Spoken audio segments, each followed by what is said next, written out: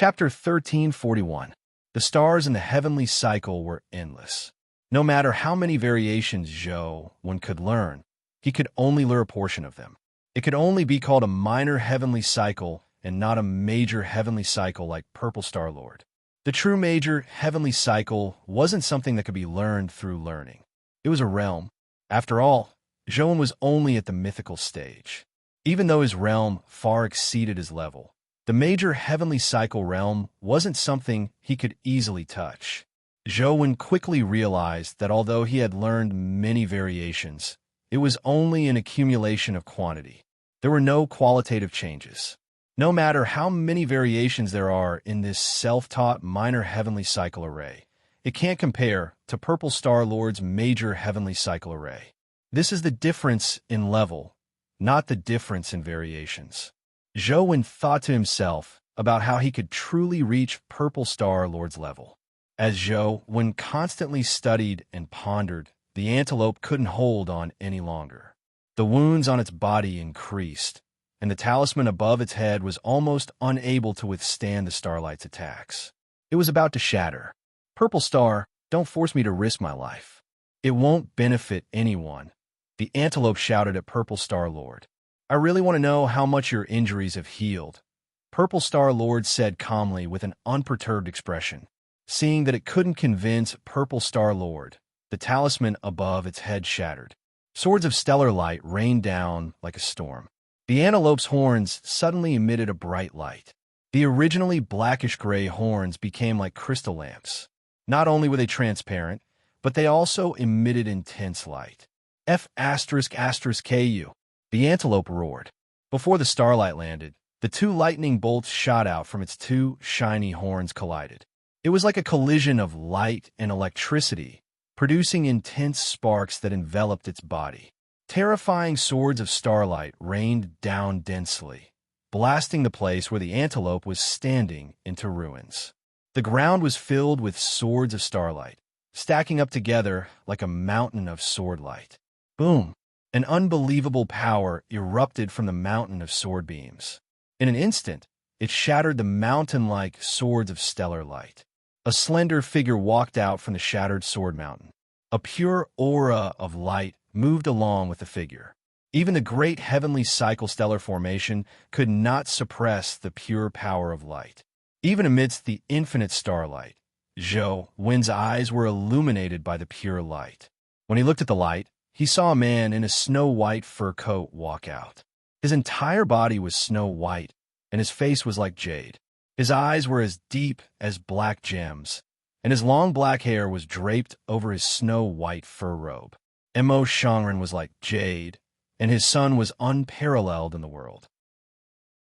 Zhou felt that this sentence should refer to such a person, right? However, when he thought that this person might very well be the antelope, this thought immediately vanished. He couldn't connect the two images together no matter what. The lazy antelope, the rogue antelope, was actually able to transform into such an appearance.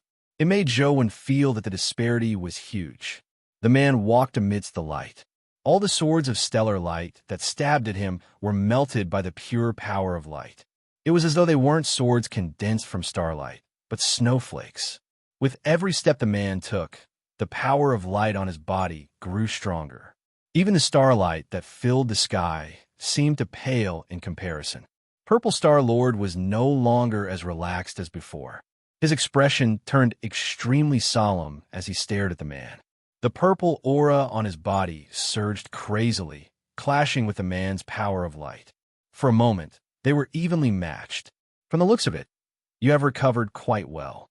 You can actually return to your human form," Purple Star Lord said as he stared at the man. "Didn't you want to kill me? Let me see if your amethyst battle killer can kill me or not." The man looked straight at Purple Star Lord in the sky. He appeared unperturbed, but there seemed to be an indescribable power condensing on him. He was like an invisible and peerless blade that could be unsheathed at any moment to destroy everything. Purple Star Lord stared at the man and saw that his aura was stirring. Just as he was about to take a step forward, he suddenly smiled and said, "It was just a joke. You didn't want me to take it seriously, but you took it seriously." Purple Star Lord retracted his cloak, and the starlight dissipated. Forbidden City returned to its original calm. From the looks of it, your injuries are almost healed. Congratulations, Purple Star Lord said to the man. I'm still far from it, but it's enough for me to risk my life. The man stared at Purple Star Lord, but he didn't converge the power of light on him. The moment the heavenly cycle stellar array dissipated, Zhou hurriedly returned to the antelope's side. You and I aren't enemies. There's no need for you to risk your life. Since I know that you can return to your human form, I'm relieved. As Purple Star Lord spoke, he glanced at Zhou and said, You helped me return to Forbidden City and helped me find a contractor. I still remember this favor. Now that you have yet to recover from your injuries, it's not wise for you to overexert yourself. It's best you return early to recuperate. I'll accept this contractor. I'll remember this favor. Zhou cursed inwardly when he heard that. This Purple Star Lord is also a scheming B*TCH. Seeing that he can't defeat the antelope, he actually wants to vent his anger on me. You didn't want me when I gave it to you in the past. Now that you want it, I won't give it to you. Zhou, follow me. Let's see who dares keep you. The antelope snorted coldly and turned to walk towards the entrance of Forbidden City. Zhou was overjoyed as he hurriedly followed. He imagined that the antelope would abandon him, but he never expected it to transform into a human. Even its personality had become a lot more unyielding. It was no longer as beast-like as before. Purple Star Lord watched Zhou follow the antelope to the door with some doubt in his eyes. His lips moved as though he wanted to say something, but he ultimately didn't say anything. He watched the two leave Forbidden City. Old antelope, not bad. I didn't expect you to be so unyielding today. After leaving Forbidden City, Zhou heaved a sigh of relief and patted the antelope's shoulder. However, to his surprise, the antelope rolled forward like a gourd. As its body rolled, it turned from a human into an antelope. Its body was still convulsing as blood constantly seeped out of its mouth. Zhou jumped in fright as he reached out to touch the antelope. However, before his hand could touch it, he felt a wave of heat nearly burn his hand. The antelope's body constantly emitted hot air from its pores. The temperature of the hot air was much higher than water vapor. Even with Zhou's physique, he still found it scalding. It was obvious how terrifying the temperature was. As for the antelope, its eyes rolled back as its limbs convulsed. It looked unconscious. Zhou immediately understood that the antelope had been putting on a strong front in Forbidden City. If Purple Star Lord had really attacked, the man and antelope would probably be dead. Zhou hurriedly circulated the ancient Sovereign Sutra and fused with Human Emperor. With intense anger, he punched the antelope again and again. Chapter 1342. The power of Human Emperor could use powerful vitality to heal injuries. Apart from Zhou himself, it could heal the injuries of ordinary people. However, when Zhou's fist struck the antelope's body, he felt as though its body was a huge furnace. His vitality was devoured without a trace. Zhou had never encountered such a situation. The antelope's condition didn't improve, but his vitality was greatly depleted. The light of Human Emperor became weaker and weaker. Zhou had no choice but to feed the Dragon Tiger Pill essence and other resurrection pills to the antelope before continuing to use the power of Human Emperor to inject it into its body. Seeing the pill essences enter the antelope's mouth like jelly beans, Zhou's heart ached so much that it nearly bled. The other pill essences were fine, but the drop rate of the Dragon Tiger Pill essence was just too low. After grinding Pill Furnace Mountain for so long, he had only obtained one. The other mythical pill essences, such as the Dragon Birth Pill, were all fed to the antelope. It was unknown if it was because of the pill or Zhou's power of Human Emperor, but the terrifying temperature in the antelope's body dropped slightly. Its twitching body gradually calmed down. Stop hitting me. With that bit of vitality of yours, it won't be of much use even if you inject all of it into my body. The antelope regained consciousness and struggled to get up from the ground. Zhou's hand was about to break, and the human emperor's halo on him was almost gone.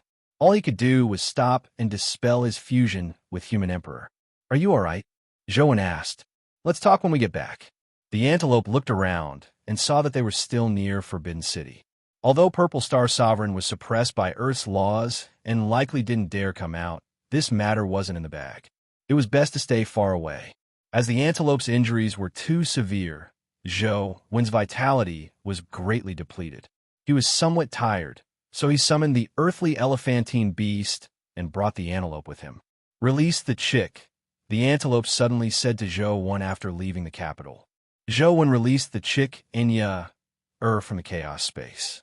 The chick glanced at the antelope and automatically landed on its head. Zhou Wen carefully observed for a while and realized that the antelope's temperature was slowly dropping. As for the chick, it became more energetic and its feathers seemed to be much brighter.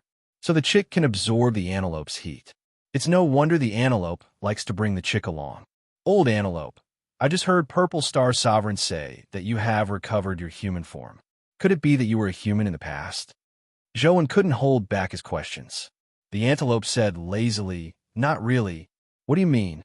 Zhou Wen couldn't understand what she meant. However, the antelope ignored him. It lay on the earth elemental beast's back as though it had fallen asleep.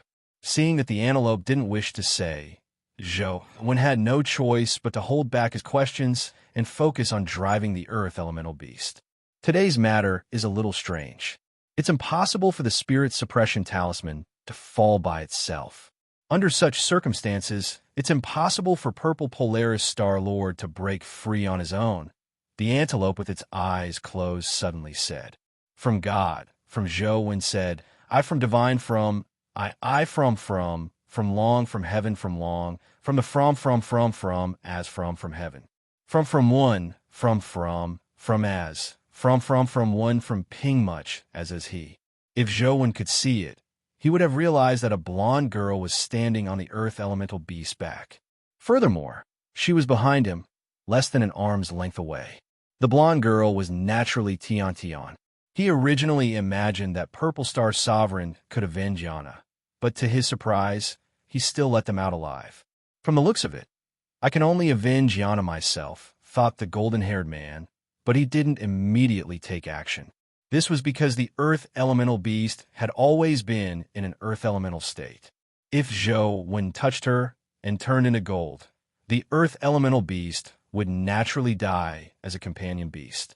When that happened, and company would be trapped underground.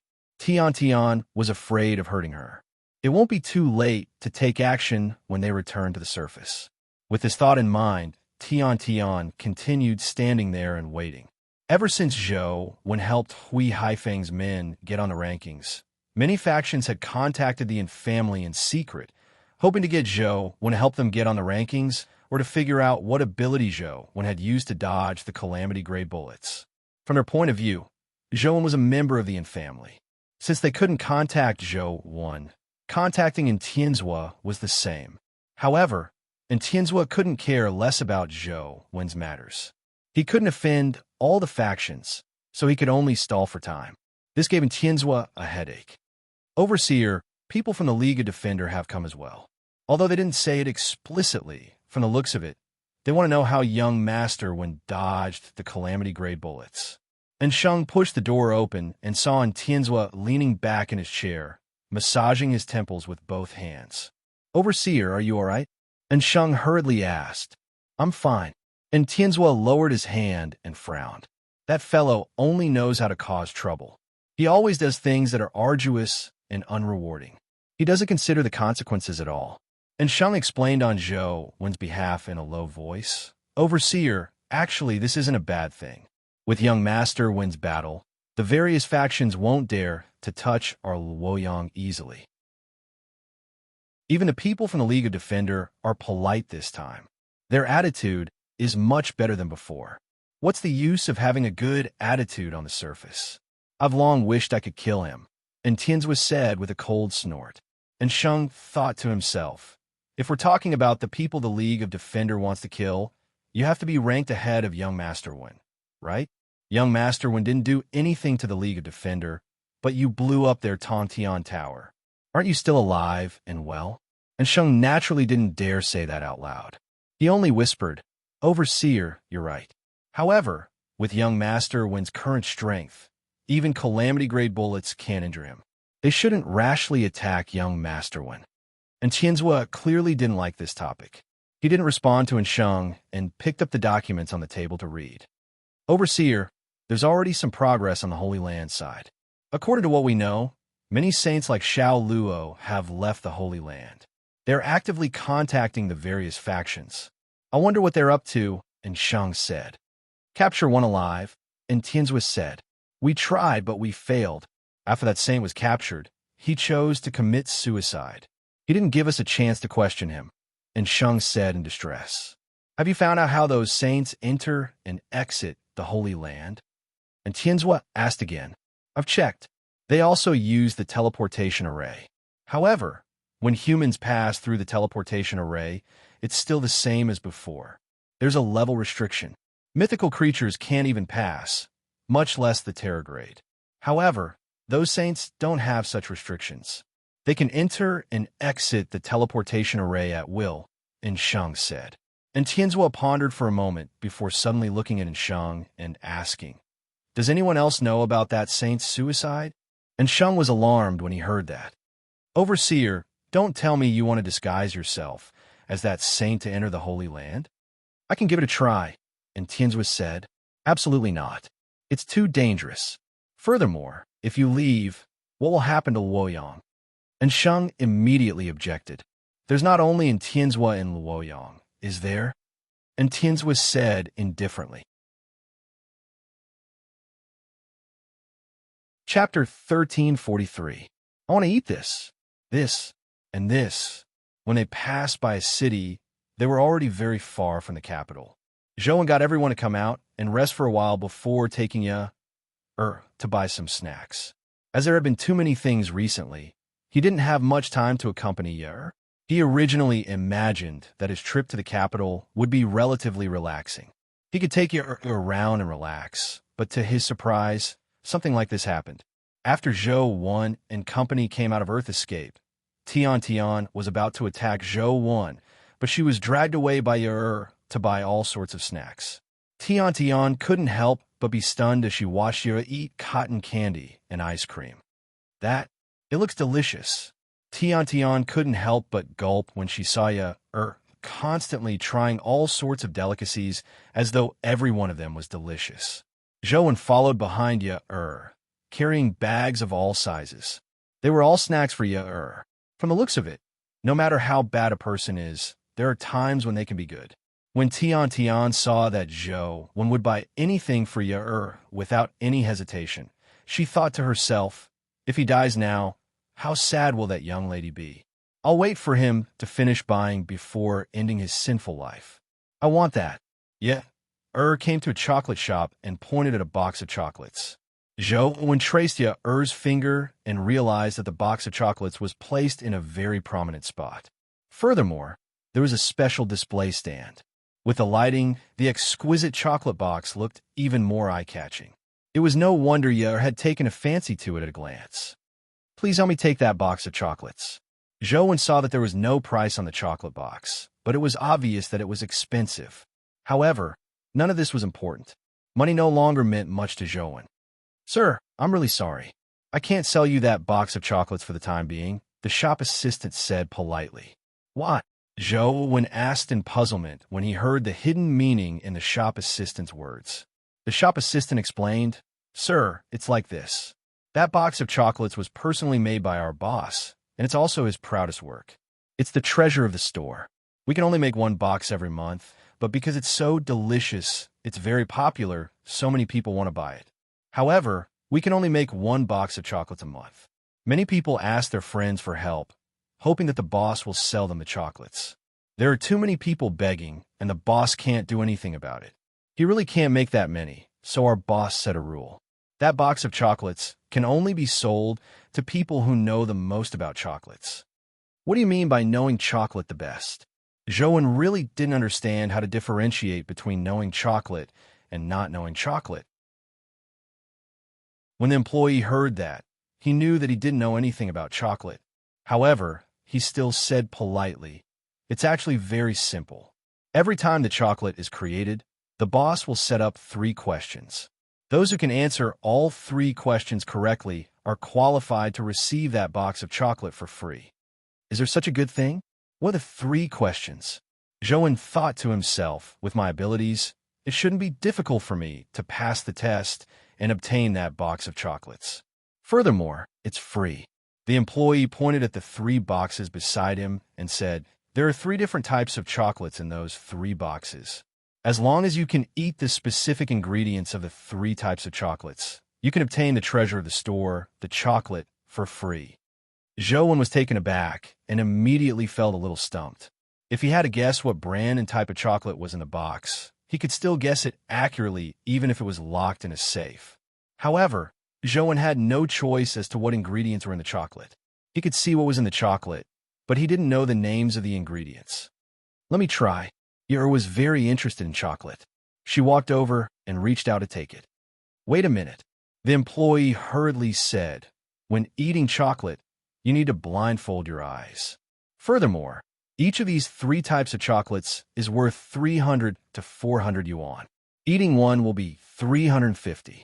If you eat all 3, even if it's a little cheaper, rounding it up to 1,000 yuan, didn't you say that it's free if you can eat it?" Joan asked. "The treasure of the store is free, but the chocolate used for the test isn't free. Regardless of whether you can eat it or not, you have to pay. If you don't think it's suitable, you don't have to try," the employee said. Joan cursed the unscrupulous merchant inwardly. Although they said they were giving away the treasure of the store for free, they were actually taking the opportunity to sell ordinary chocolates. It was just a bit of money, so Joan didn't care. Just as he was about to pay for to give it a try, he suddenly heard a sweet voice behind him. "I want to give it a try." Joan found the voice familiar and was alarmed.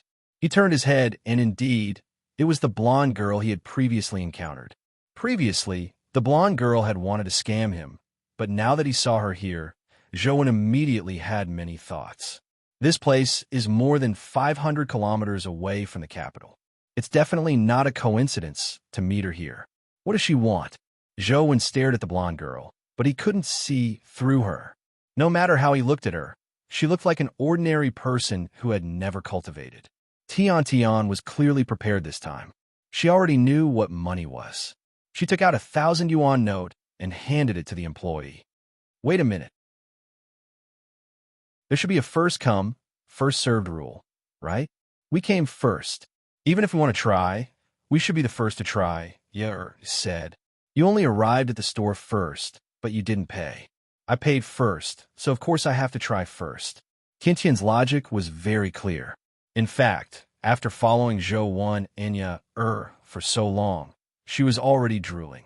She had swallowed a lot of saliva, and when she heard that the box of chocolates was so delicious, she couldn't help but take the initiative to appear and eat the box of chocolates. "That's not right. You are still serving us. You shouldn't take her money at this time, right?" Yer asked the employee. The employee was in a dilemma. He felt that what Tian Enya said made sense and seemed to be right. He couldn't find a reason to retort. Seeing that Tian Enya weren't willing to back down, the employee coughed lightly and said, "In the past few years, many people have come to try every month, but less than 1 in 100 people can truly take away the cornerstone treasure. It's very difficult. Why don't you try one by one?" As he spoke, he glanced at Ye. Seeing that she had no intention of backing down, he looked at Tian. Tian also stood there motionless, her eyes equally determined. The employee had no choice but to cast a pleading look at Joan. Joan ignored him. All his attention was on Tian. "I clearly remember that this Tian is an existence that can pass through calamity-grade bullets. Since both of you want the treasure of my shop, let's have a chocolate contest. Whoever wins will get the treasure of my shop. Of course, it's also possible that both of you can't pass and be eliminated. It won't be that easy to take my cornerstone treasure," a person said as he walked out of a room in the store. Chapter 1344. The person who came out was a fatty who was almost as fat as a ball. He wore a white uniform and a white hat. At first glance, he looked like a chef, but on closer inspection, he was a little different. "This is our boss, Mr. Gao Dawei," the employee introduced. "How do you want to compete?" Asked Gao Dawei. "I've recently developed a few types of chocolate. Try them together. Whoever can taste what ingredients are used will win if they guess correctly. If they don't guess correctly, they will be eliminated." Seeing Tian Tian and staring at him, Gao Dawei hurriedly explained, "Don't worry. This trial is completely free. Regardless of who wins or loses, you don't need to pay a single cent. That's more like it. What if both of them get it right?" You're asked. "It's not that easy. I know the chocolate I make. Even I might not be able to taste a few ingredients if I hadn't eaten them in advance," Gao Dawei said. "Don't worry and eat. I reckon it'll be difficult for any of you to guess correctly." With that said, Gao Dawei entered the room at the back. Soon, he came out with a plate of chocolate. Zhou usually didn't like to eat snacks. His impression of chocolate was still stuck on a black square board. However, the plate of chocolate that Gao Dawei had picked was different from the chocolate in Zhou's impression. There were chocolates in the shape of a puppy, a gentleman playing the piano, and a chocolate that seemed to have a layer of snow on it. They looked very exquisite. And Tiantian's gazes were also attracted by the strangely shaped chocolates. They revealed eager expressions as though they wanted to try them. Gao Dawei was very pleased with the trio's reaction. He said smugly, "To be absolutely fair, you have to try the same type of chocolate at the same time. Then, write your answers on a piece of paper and hand it to me. I'll judge." Gao Dawei got the employee to bring him paper, a pen, and a knife that was specially used to cut chocolate. "The first chocolate, I call it Alpine Honey. Please try it." Gao Dawei personally cut 2 pieces from the spherical chocolate that had snow on it and placed them on a small plate before handing them to and Tian Tian. Zhou looked at the spot where it was cut. There was a white substance flowing out of it that looked like ice cream. And Tian Tian tasted it and found it delicious. In a few moments, they finished it. Then, the two of them seemed to have an answer. They looked at each other before turning their heads. With their backs facing each other, they found a table and wrote down their answers. Almost at the same time, he finished writing the answer and handed it to Gao Dawei. Gao Dawei carefully looked at their answers and nodded. "Not bad. Both of you got it right." Other than the cocoa and sugar from the chocolate itself, Alpine Honey also uses condensed milk, honey, hazelnuts, ice cream, and even candied dates, which are only used in small amounts. Not bad. It seems like both of you have a keen sense of taste. But don't be too proud. This is only the simplest and most basic. Most people will be able to figure it out. The later ones will be more difficult, and it won't be so easy to guess.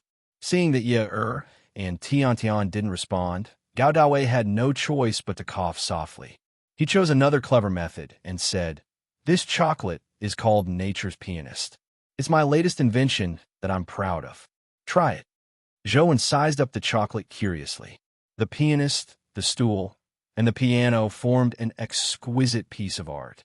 It made people unable to bear eating it. It was hard to imagine that such exquisite chocolate was made by a plump man like Gao Dawei. After the previous round, Zhou gained a little understanding of chocolate. The parts of the gown, stool, and piano were likely ordinary chocolate. The human skin and the piano's white keys were likely made from milk products. Zhou also knew that it definitely wasn't that simple. It was impossible for Gao Dawei to give such a simple question. Zhou twitched his nose and seemed to smell something familiar. He carefully looked at the dark chocolate and immediately made a discovery. There seems to be something mixed in the dark parts. Zhou only knew that there was something mixed in, but he didn't know what it was. Although the smell was a little familiar, he couldn't remember where he had eaten it. And Tian Tian ate the chocolate that Gao Dawei had cut off. Their faces revealed satisfied and blissful expressions. It was obvious that the chocolate tasted great. This time, Tian Tian immediately wrote the answer, but hesitated. Zhou wasn't worried that would lose. He was only wondering what Tian Tian was up to. After lowering her head and thinking for a while, finally wrote down her answer. As for Tian Tian, she had already handed the answer to Gao Dawei. When Gao Dawei saw their answers, a look of surprise appeared on his face. The taste of cream and butter is great, but it's very easy to mask other flavors. The average person's taste buds are assaulted by the taste of chocolate and cream at the same time. Coupled with the stimulation of rum and the cocoa powder on the outer layer, it forms a complex layered feeling. It's very complicated. It's very difficult to discover the hint of black truffle hidden in it. Most people know that there is no black truffle in the black truffle chocolate, but I did the opposite and deliberately added a small amount of black truffle in it. I didn't expect you to still be able to taste it. You really have a good sense of taste. Only then did Zhou recall that the familiar taste was black truffle. Once, Ouyang Lan had taken him out for a meal, and there were a few pieces of black truffle. Ouyang Lan had even specially given them to Zhou to taste and told him that they were black truffles. However, Zhou's mind wasn't on eating back then. He was only thinking about how to grind dungeons when he returned, so his memories were too blurry. Furthermore, he had eaten too little. There were only a few thin pieces, so he almost didn't remember. It won't be easy for you to guess the next chocolate. Gao Dawei seemed very confident as he cut open the puppy-shaped chocolate. He was rather careful when he cut it, as though he was trying his best to control the cut. Then, he handed the 2 pieces of chocolate to Ye and Tian. Due to the previous 2 experiences, Ye and Tian looked forward to the next piece of chocolate. The moment they received it, they couldn't wait to bite into it. However, after the 2 of them bit into it and chewed twice, their expressions changed. They chewed slower and slower. Almost at the same time, they spat out the chocolate they had eaten. Are you all right? Although Zhou didn't eat it, he knew that something was wrong with the chocolate from the smell. He couldn't help but stare at Gao Dawei, prepared to attack at any moment. Chapter 1345. Don't be nervous. Don't be nervous. There's no poison in my chocolate. I just added a little stinky tofu. Gao Dawei immediately waved his hand and explained when he saw Zhou and company's unfriendly expressions. Zhou sniffed carefully and realized that the stench was really like the stinky tofu he had smelled on the streets when he was young. There's stinky tofu in the chocolate. Are you deliberately messing with us? Zhou's expression didn't improve because of Gao Dawei's explanation. Gao Dawei shook his head repeatedly and said seriously, "How is that possible? I'm a professional chocolatier. I definitely won't use my own work as a prank. Since the bitterness of cocoa powder can turn into a lingering fragrance, the stench of stinky tofu is the same. I wonder if I could mix these 2 extreme flavors together. Perhaps I could create a new unique flavor."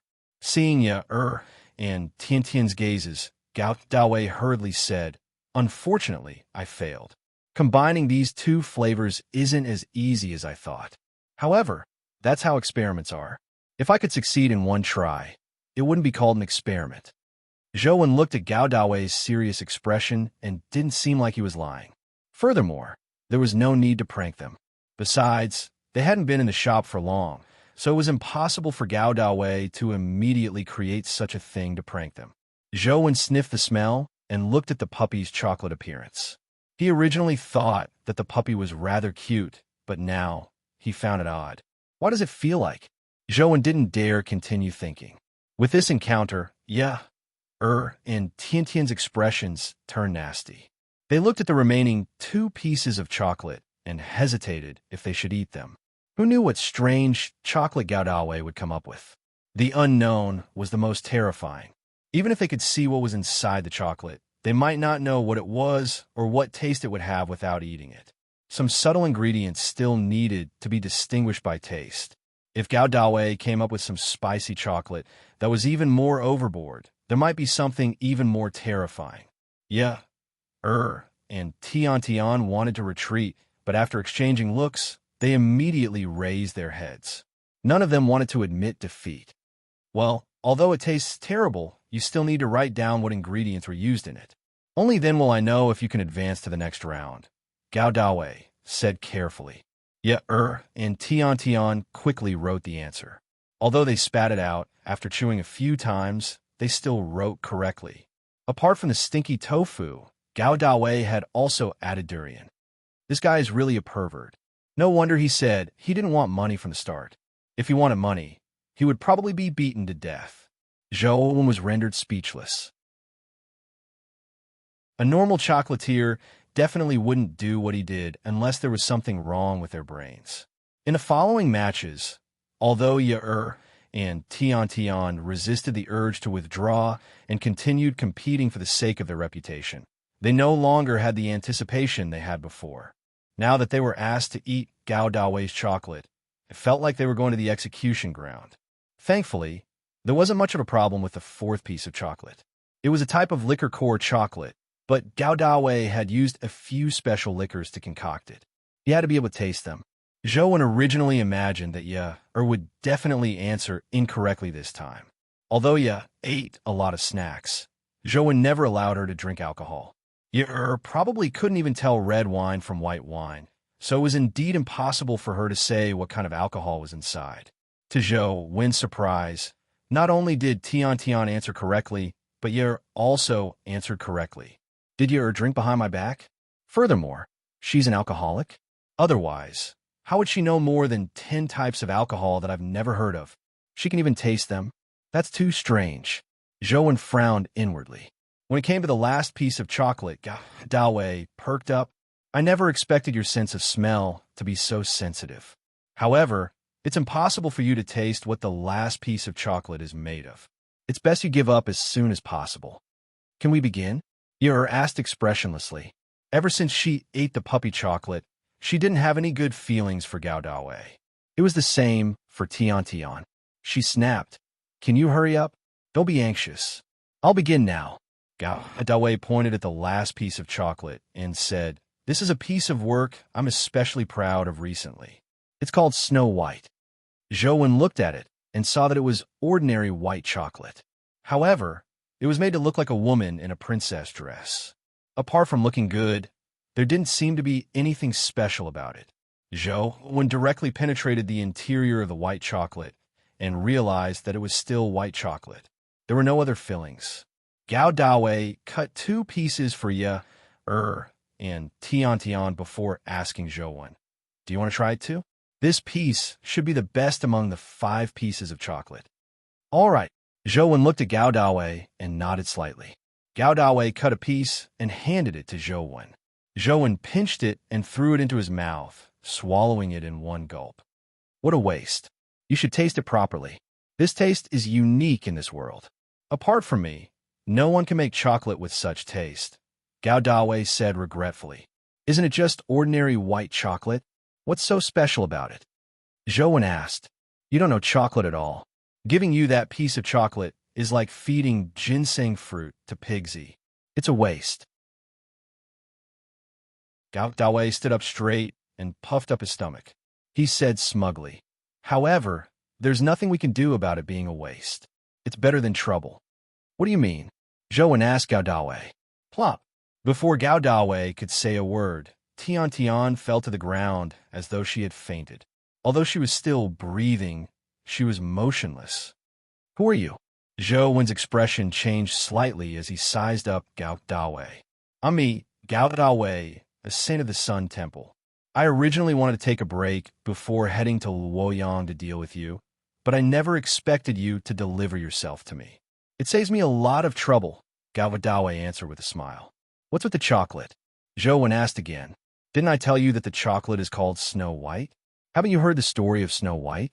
After eating my chocolate, all of you will sleep forever, Gao Dawei said with a smile. Gao Dawei said with a smile, You don't have to force yourself anymore.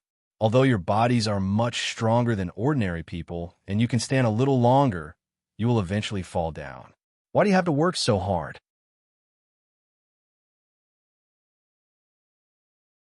Chapter 1346.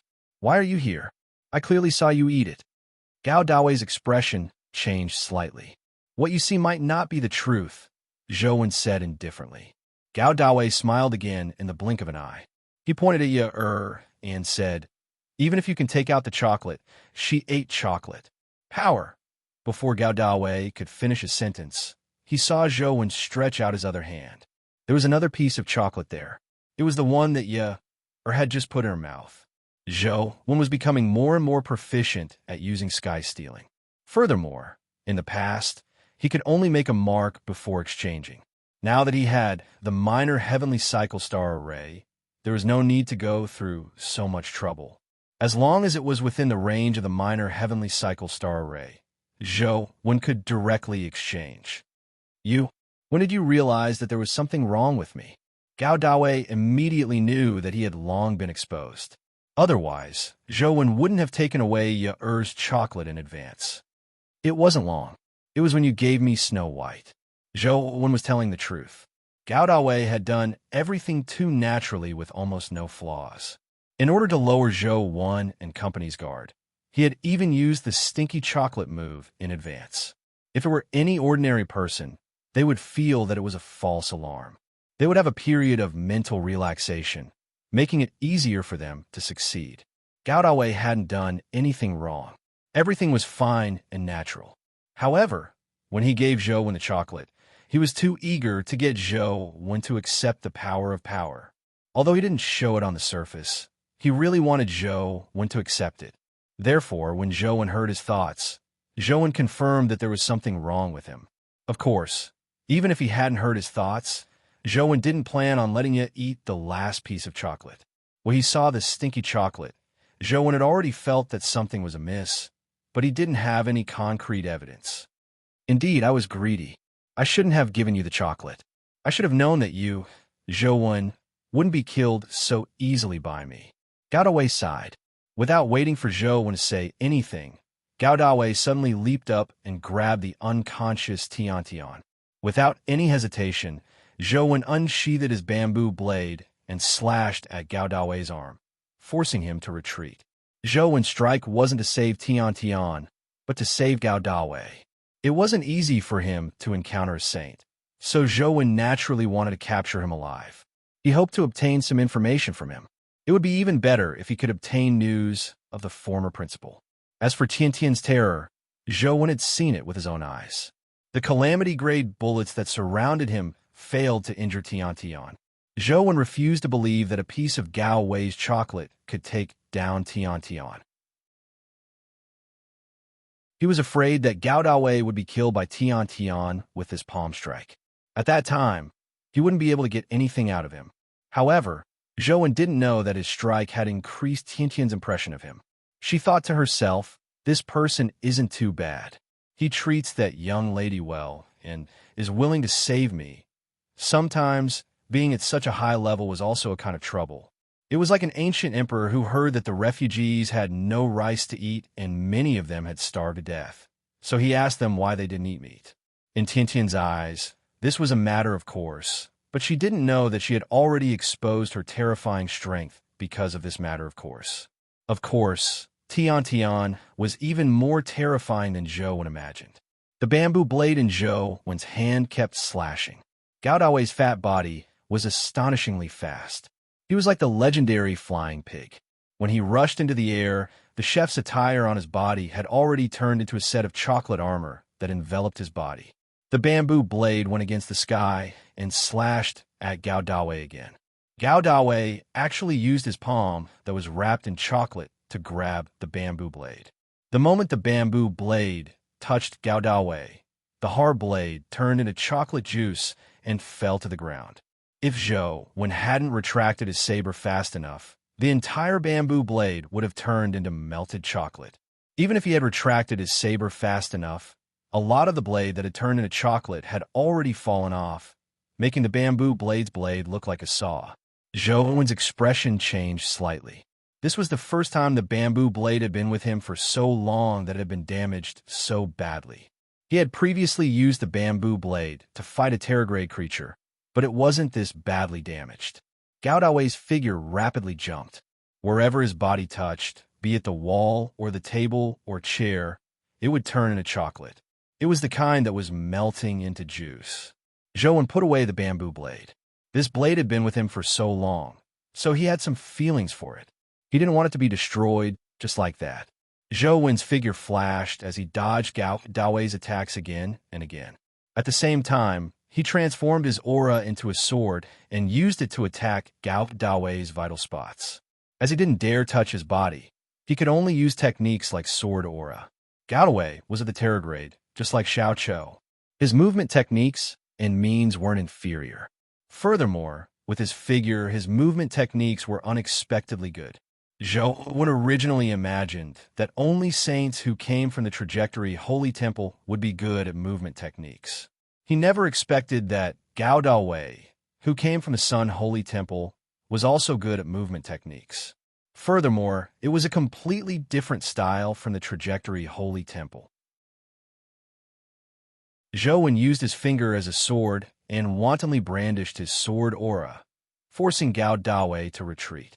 Gao Dawei wanted to rush out of the shop, but he realized that Zhou's sword aura seemed casual, but it sealed off all his paths of advance and retreat. He couldn't attack or even escape. The more Gao Dawei fought, the more uncomfortable he felt. He felt as though he had been locked in a cage filled with metal spikes. He couldn't move at all. Gao Dawei, I think you're a little different from the other saints. Why don't we make a deal?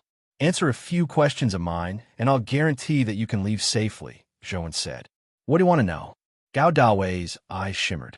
Clearly, he wanted to stall for time. There's no rush. We'll talk slowly when you hide, Zhou said calmly.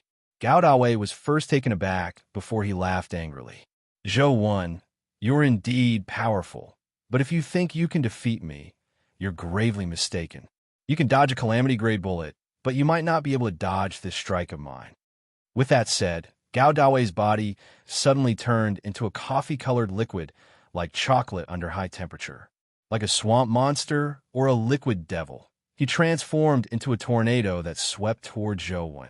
Clearly, Gao Dawei knew very well that a single target attack was useless against Zhou. Only an area of effect attack could hit him. As long as Zhou's body was stained with a drop of chocolate liquid, he could turn his entire body into chocolate.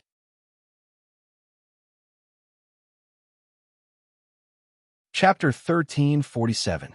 Seeing that the tornado-like chocolate liquid had already arrived in front of Zhou, he had no intention of retreating. He used his finger as a sword and stabbed forward. Gao Dawei didn't know what Zhou's stab was for.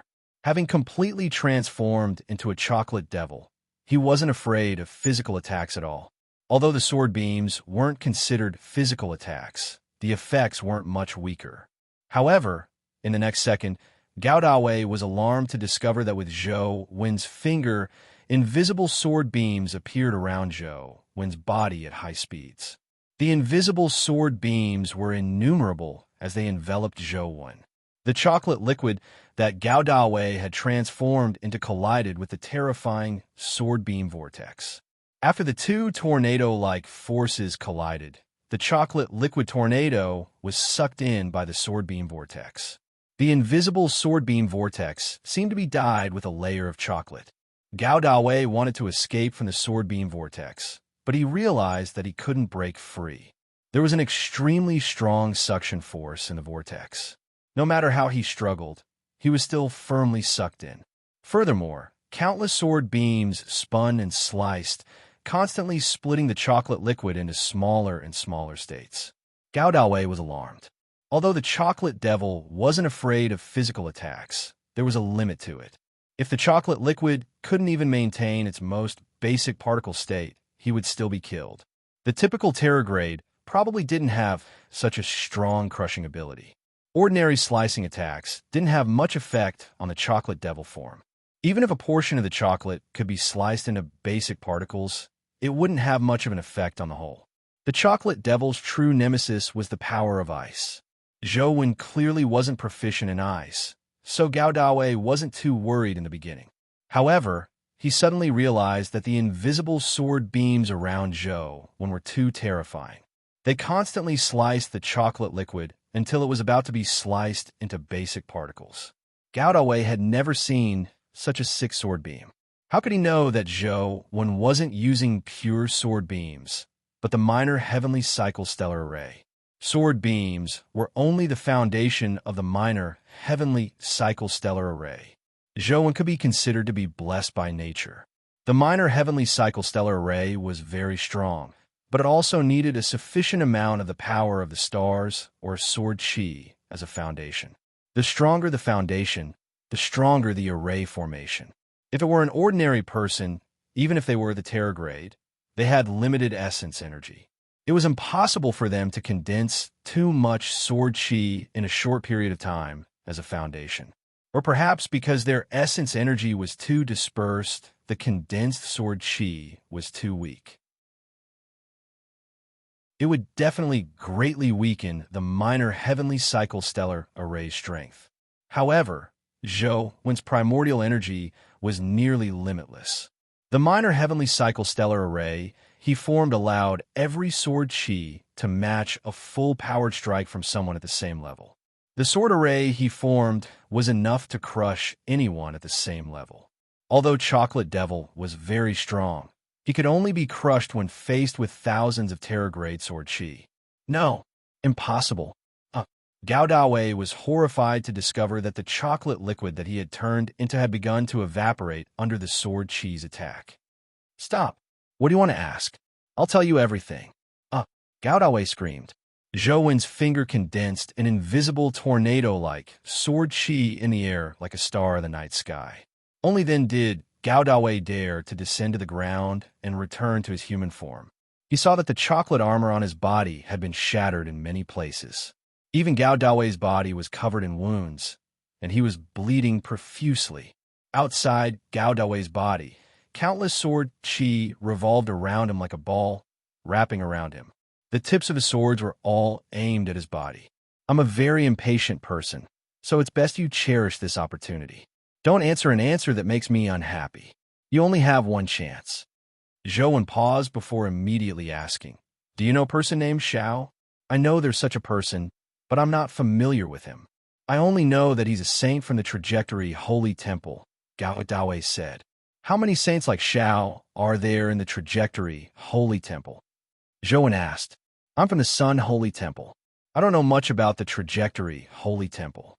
From what I know, the Trajectory Holy Temple has 13 to 14 saints, Gao Dawei answered without any hesitation. Where do those saints come from? Zhou Wen continued asking. Gao Dawei hesitated for a moment and didn't answer immediately. Gao Dawei let out a tragic cry as one of his arms was chopped off. Furthermore, it was instantly minced into a bloody mist by the invisible sword chi before being vaporized. An orphanage. We all came from an orphanage, Gao Dawei shouted. It'll be your head next time. Zhou Wen continued asking coldly, Which orphanage? I don't know what place it is either. I was too young back then. I only know that it's an orphanage built in a valley. There are many orphans there, and I've seen many saints I know in the orphanage.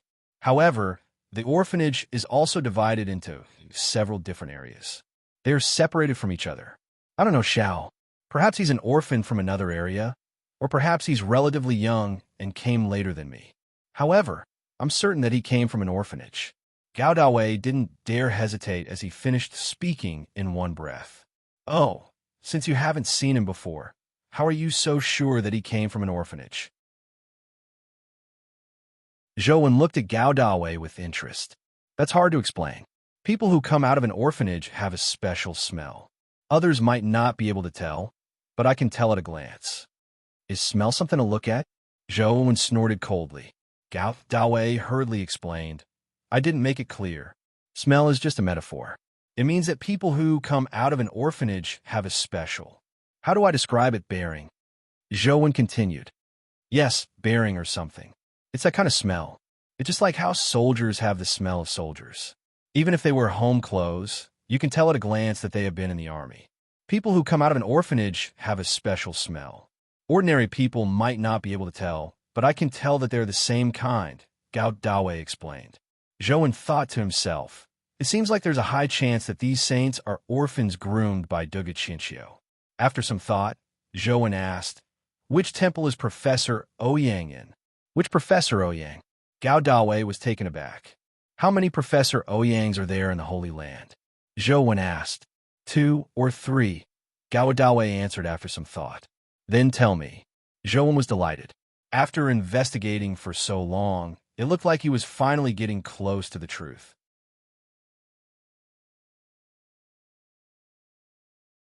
Chapter 1348. Then, let's start with Professor Ouyang Ting. Gao Dawei's words immediately attracted Zhou Wen's attention as his pupils unconsciously constricted. As Gao Dawei spoke, he lowered his head as though he was deep in thought. As Zhou Wen focused and listened, he suddenly saw Gao Dawei's body transform into the chocolate devil's liquefied state again before seeping into the ground like water. In an instant, the chocolate devil crawled out of the ground again. However, the spot where he crawled out was already where Zhou Wen was standing. The chocolate liquid instantly enveloped Zhou Wen's shoes and legs and rapidly spread upwards. Zhou Wen's shoes and clothes had already turned into chocolate as they constantly dripped down. "You are still too inexperienced to fight me." The chocolate enveloped most of Zhou Wen's body as Gao Dawei's smug laughter sounded from the boiling chocolate liquid. "Is that so?" Zhou Wen's indifferent voice suddenly sounded, causing Gao Dawei's smug laughter to stop. In the next second, the chocolate that enveloped Zhou Wen's body gathered towards Zhou Wen's hand like dust being sucked away by a vacuum cleaner, instantly vanishing without a trace. "Ha!" Zhou Wen's fingers moved slightly as he closed an exquisite candy box in his hand. The sweet candy box that had sucked away Gao Dawei was actually the sweet candy box. Previously, Zhou Wen had studied the candy box for a long time and realized that it was an interspatial item. However, this interspatial item could only store sweets like candy. Apart from that, nothing could be stored inside. Later, when Zhou Wen learned spatial skills, he wondered if he could modify the candy box. If he could modify it to the point where it could store anything, he would have another piece of spatial equipment. Therefore, he took the candy box back to study it, but the outcome wasn't satisfactory. He didn't know what methods the person who created the candy box had used. No matter what spatial skill Zhou Wen used on the candy box, it was difficult to affect its characteristic of only being able to store candy. At most, it could suck in candy from the outside world. Apart from that, there was nothing special about it. Zhou Wen originally believed that the candy box was useless, but after seeing Gao Dawei's chocolate devil form, he thought of the candy box. Killing a person like Gao Dawei wouldn't affect the Holy Land much, but if he could dig out more of the Holy Land's secret from him, it would be of great help to Zhou Wen. Therefore, Zhou Wen had always wanted to keep Gao Dawei alive and not kill him. Zhou Wen had already expected Gao Wei's sudden attack. He took the opportunity to suck him into the candy box. After all, the candy box could only suck the candy in after coming into contact with it. It couldn't be swallowed from afar. After putting away Gao Dawei and closing the candy box, Zhou Wen turned to look at Tian Tian. Tian Tian had been pretending to be unconscious, but when she saw Zhou Wen take out the candy box, she was alarmed. The candy box had been lost the last time she came to Earth. She couldn't find it no matter how hard she tried, so she never expected it to be in Zhou Wen's hands. "The last time I came to Earth, he wasn't even born yet. He couldn't have stolen it, so where did he get it from?" Tian Tian felt that she needed to figure out the problem, so she decided to punish Zhou Wen a little later. She needed to figure out the origins of the candy box first. When he comes to save me later, I can take the opportunity to get close to him and figure out where the candy box came from. But if he comes to save me, he will touch my body and immediately turn into gold. But if I don't let him touch me, how can I get close to him? Tian Tian was in a dilemma as countless thoughts flashed through her mind. She was thinking about how she could prevent Zhou Wen from touching her when he came to save her, while also taking the opportunity to approach him. "He's here. What should I do? He's coming. Should I wake up by myself?" Tian Tian felt Zhou Wen look over and immediately tensed up. She still hadn't thought of a way to wake up naturally and approach Zhou Wen. However, to her surprise, Tian Tian was stunned the next second. Zhou Wen turned around and picked up Ye beside him. He turned around and teleported away. This is definitely a scumbag. Baddie. He has to be punished. Tian Tian got up from the ground and looked in the direction Zhou Wen had left. Her eyes were about to spit fire. If it wasn't for the fact that she wanted to figure out where the candy box came from, she wanted to touch Zhou Wen and turn him into gold. Zhou Wen took Ye to the resting antelope and chick and told them about his encounter with Tian Tian. The antelope also felt that Tian was definitely not simple and suggested that Zhou wouldn't run immediately. Zhou had the same thoughts. He took the antelope and Chick with him. He didn't immediately return to Luoyang. Instead, he went to several places, hoping to shake off Tian. Zhou and the antelope were on high alert, but they heaved a sigh of relief when they didn't see Tian chasing after them. Unbeknownst to them, Tian had been following Zhou the entire time. At that moment, she was sitting on the earth elemental beast's back, almost sitting right next to him. Unfortunately, they couldn't see Tian.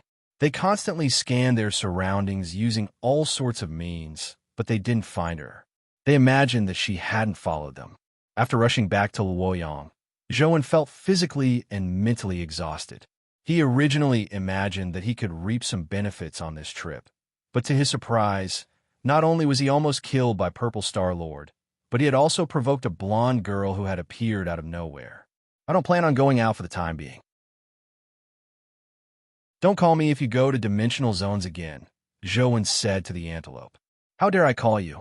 Which time didn't something happen when I went out with you? This time I nearly lost my life.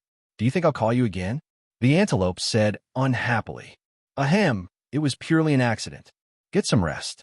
If there's anything you need, inform me. I'll head back first. Zhou hurriedly left the antelope's room. He really couldn't explain the matter. Just as Zhou left the room, he saw Shang standing not far away as though he had been waiting for him. Young Master One, do you have time to chat? And Shang came over and said, What's the matter? Zhou saw that Shang's expression was amiss. And Shang nodded. Let's talk in the Overseer's study. It's not convenient to talk here. There's no need to go anywhere, right? Zhou frowned. Don't worry. The Overseer isn't around, and Shang said meaningfully. Zhou was slightly taken aback. And Shang's statement that the Overseer wasn't around was somewhat subtle. Zhou knew that something had definitely happened, so he didn't say anything else and followed Shang to Tianzua's study. This was where Tianzua usually worked.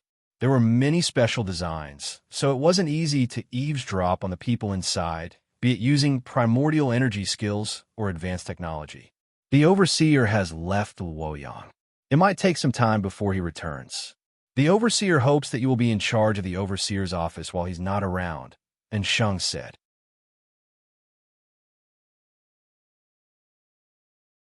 Chapter 1349. He's an Overseer. Why isn't he presiding over the Overseer's office? Why does he run outside all day? Zhou frowned. He had no interest in taking charge of Luoyang. Even if Tianzua really made him an Overseer and gave Luoyang to him, Zhou would find it troublesome. Furthermore, he was really unwilling to help him guard Luoyang. And Shang said with a heavy expression, Overseer has entered the Holy Land. Entered the Holy Land? Isn't he already at the Terror Grade? How did he enter the Holy Land? Zhou was immediately alarmed as he hurriedly asked.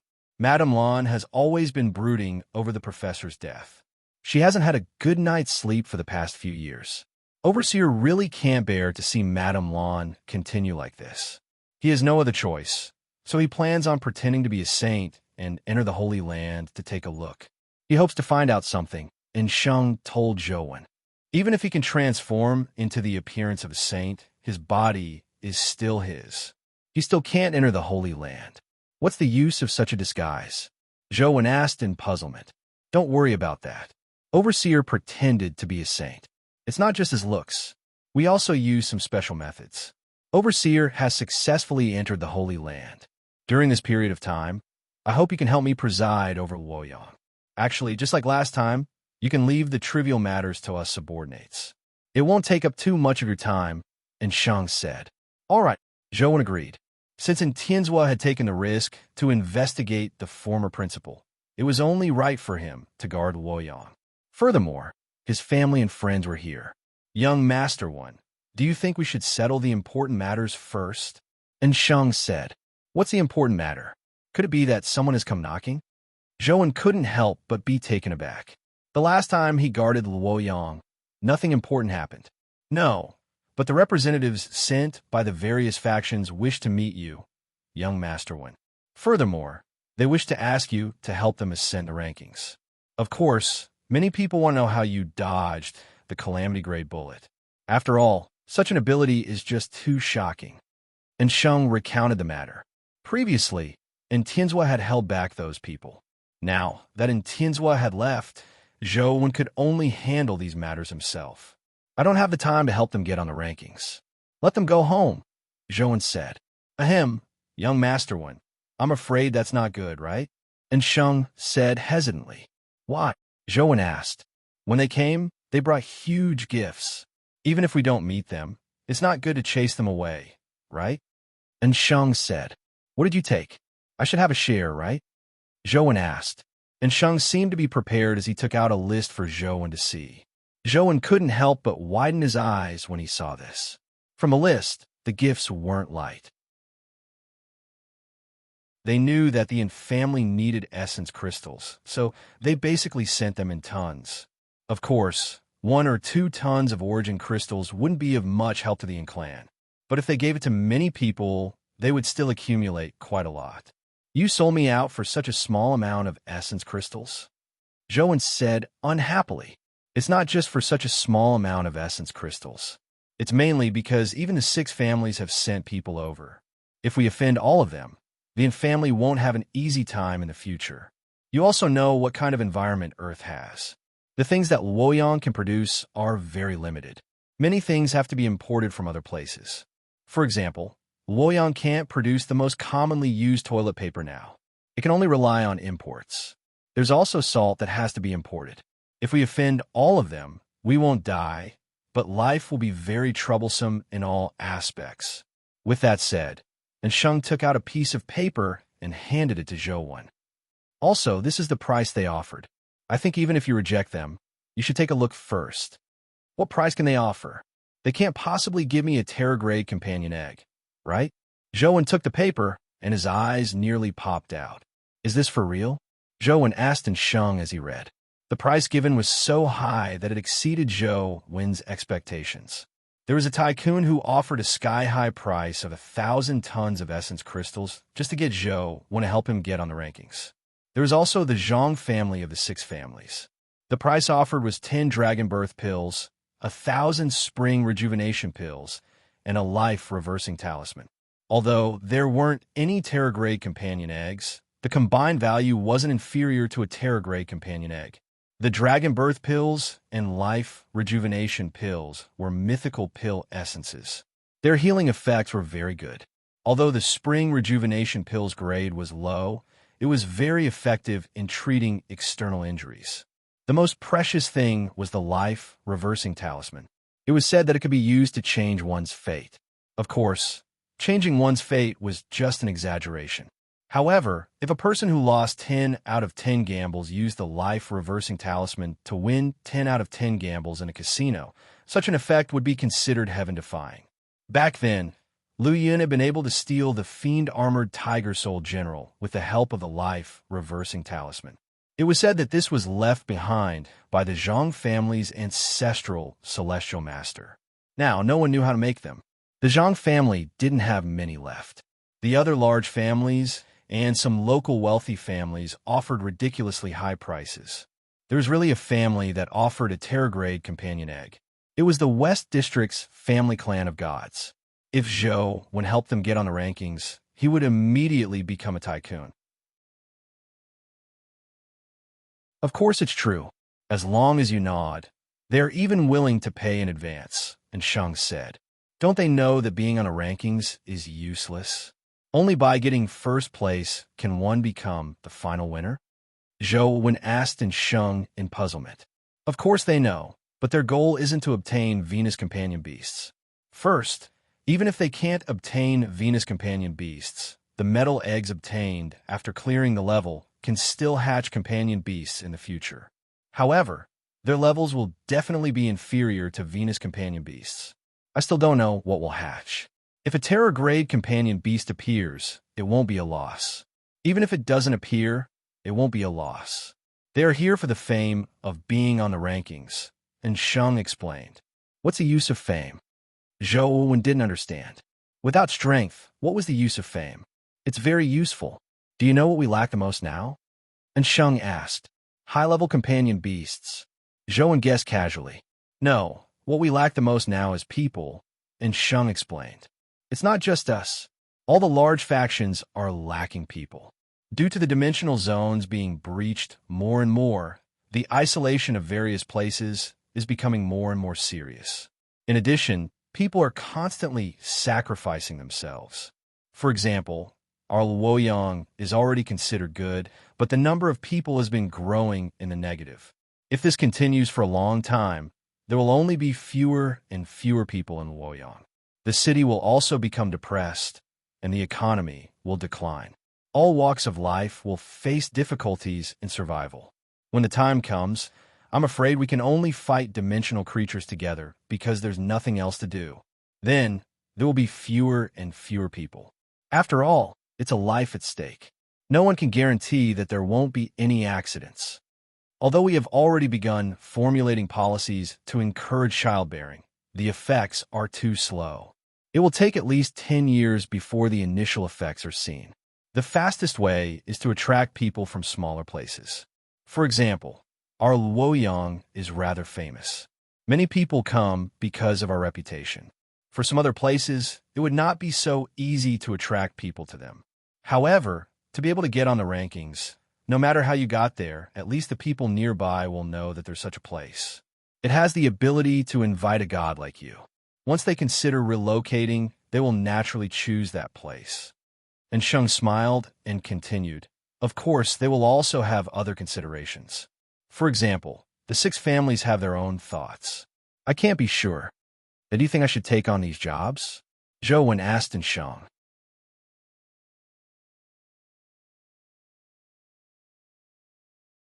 Chapter 1350. Now, you have the final say in Luoyang. You are the king of Luoyang. If you want to accept it, accept it. If you don't, let them wait. If anyone dares to fall out with you, just fight them out, and Sheng said with a smile. Zhou pondered for a moment. Then I won't accept it. Prepare yourself, and choose someone to follow me to the Venus dimensional zone. Let's get a ranking first. What are your requirements? And Sheng asked solemnly. Just run fast, Zhou said after some thought. As long as he ran fast and saved some time, he could save a few calamity-grade bullets on him. Without a suitable target, it wasn't easy to kill a calamity-grade bullet, even with a calamity-grade bullet. Zhou planned on returning the invincible Lucky Star to Wang Lu after this. Even if he wanted to rush up the rankings in the future, he would have to rely on his own abilities. Dodging with luck wasn't a long-term solution. Recently, when studying spatial skills, Zhou had a new idea. He felt that he might have a chance of dealing with calamity-grade bullets. Although he had used space-time theft and absolute space, he was ultimately unable to form an infinite loop of space. Furthermore, he couldn't completely fuse it with the pilfering sun's technique. He kept feeling that something was missing. However, after learning the minor heavenly cycle stellar array, Zhou had a new idea. If he couldn't just cast the skill, he could use the array formation to achieve the infinite loop of space. Combining it with the minor heavenly cycle stellar array and the pilfering sun's technique, he might be able to achieve infinite space. However, this required a lot of time to experiment and modify. It wasn't something that could be succeeded in a short period of time. Then, do you think Miss Jing will do? And Sheng asked. Either. Zhou didn't have any special feelings for Jing. Whether it was Jing or the others in the Sunset Army made no difference to Zhou. Then let's do Miss Jing. Her speed is considered extremely fast among mythical creatures, and Sheng said. Zhou thought of something and asked Sheng, how did Jing advance to the mythical stage? Zhou still remembered that Jing had contracted a guardian, but the guardian she contracted had been killed by Zhou. Ever since then, Zhou hadn't paid much attention to Jing. Only when he returned 5 years later did he realize that Jing had advanced to the mythical stage. Furthermore, she had disguised herself as Zhou for 5 years. And Sheng hesitated for a moment before saying, it's actually hard to say. Miss Jing was able to advance to the mythical stage partly because of her own hard work, but there's also another reason. After pausing for a while, Sheng whispered, Holy Land. Zhou looked at Sheng in surprise, hoping that Sheng could explain clearly. There were too many possibilities in his words, making it difficult for Zhou Wen to guess. In short, it's not my place to talk about this matter. I'll let Miss Jing tell you herself if there's a chance in the future. Just pretend that you don't know anything and don't mention this matter in front of her, and Shang said. Okay, go prepare. We'll head to Venus tomorrow morning. Zhou Wen didn't plan on having too much interaction with Jing. He was just a little curious. His peaceful advancement to the mythical stage was actually related to the Holy Land. This was somewhat strange, and Shang told Shang about Zhou when heading to Venus to obtain a ranking. And Shang was slightly taken aback when she heard that. He's taking me with him? That's right. After all, we're all family. With such benefits, we naturally have to take them. And Shang said, taking the opportunity to say, why doesn't he get on the rankings himself? And Jing frowned. Young master when doesn't plan on entering the rankings. He's only getting a ranking for Luoyang. And Shang explained, what do I need to prepare? And Jing asked again. Young master when said that after you finish off the 6 golden battle gods, you have to reach the golden palace as quickly as possible. The faster you reach the golden palace, the less pressure he will face. And Sheng naturally wouldn't tell Jing that Zhou Wen wanted to be fast because he wanted to save some time. Got it. And Jing nodded. The next morning, Zhou Wen and Sheng and Jing arrived in front of the Rubik's Cube. And Jing stood behind and looked at Zhou Wen with mixed emotions. Over the past few years, she had been working hard to improve herself with Zhou Wen as her goal. She hoped that one day she could surpass Zhou Wen and use her actions to tell everyone that she wasn't inferior to Zhou Wen. But to this day, the gap between the two of them hadn't narrowed. Instead, it had widened. She hadn't advanced to the Terror grade, but Zhou Wen could already participate in a Calamity grade battle. This gap wasn't small. However, Jing didn't feel discouraged. Back then, she was at the legendary stage while Zhou Wen was at the mortal stage. Yet, Zhou Wen was able to catch up. Her current situation was similar to Zhou Wen's back then. And Jing believed that since Zhou Wen could do it, as long as she worked hard, she would definitely gain something. After all, the higher she went, the slower her advancement would be. When Zhou Wen stagnated, she still had a chance of catching up. Furthermore, she believed that she had the ability to do so. Activate the Rubik's Cube, Zhou Wen said to Jing. And Jing's body reacted naturally as she listened to Zhou Wen's orders and walked towards the Rubik's Cube. After Jing reacted, she couldn't help but be taken aback. This was because she had subconsciously listened to Zhou Wen's orders as though it was a matter of course.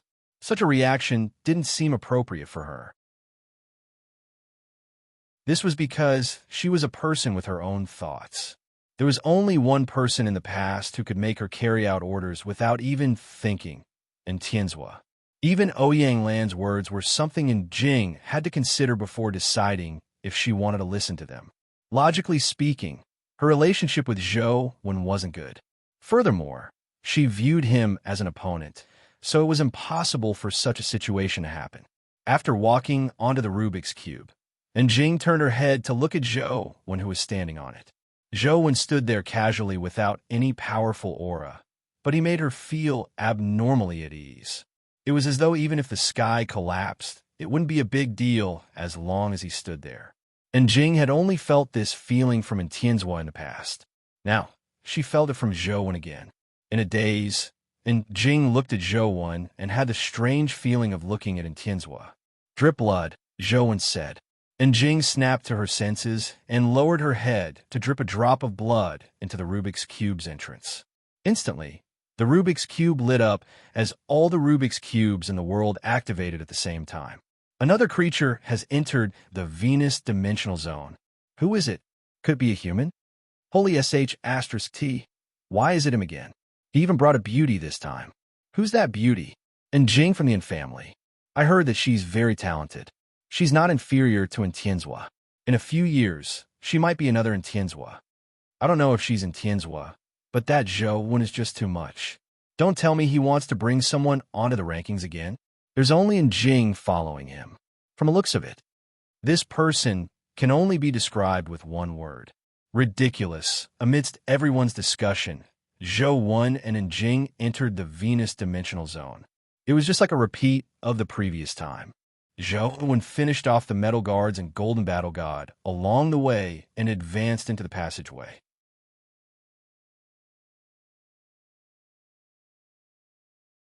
Chapter 1351.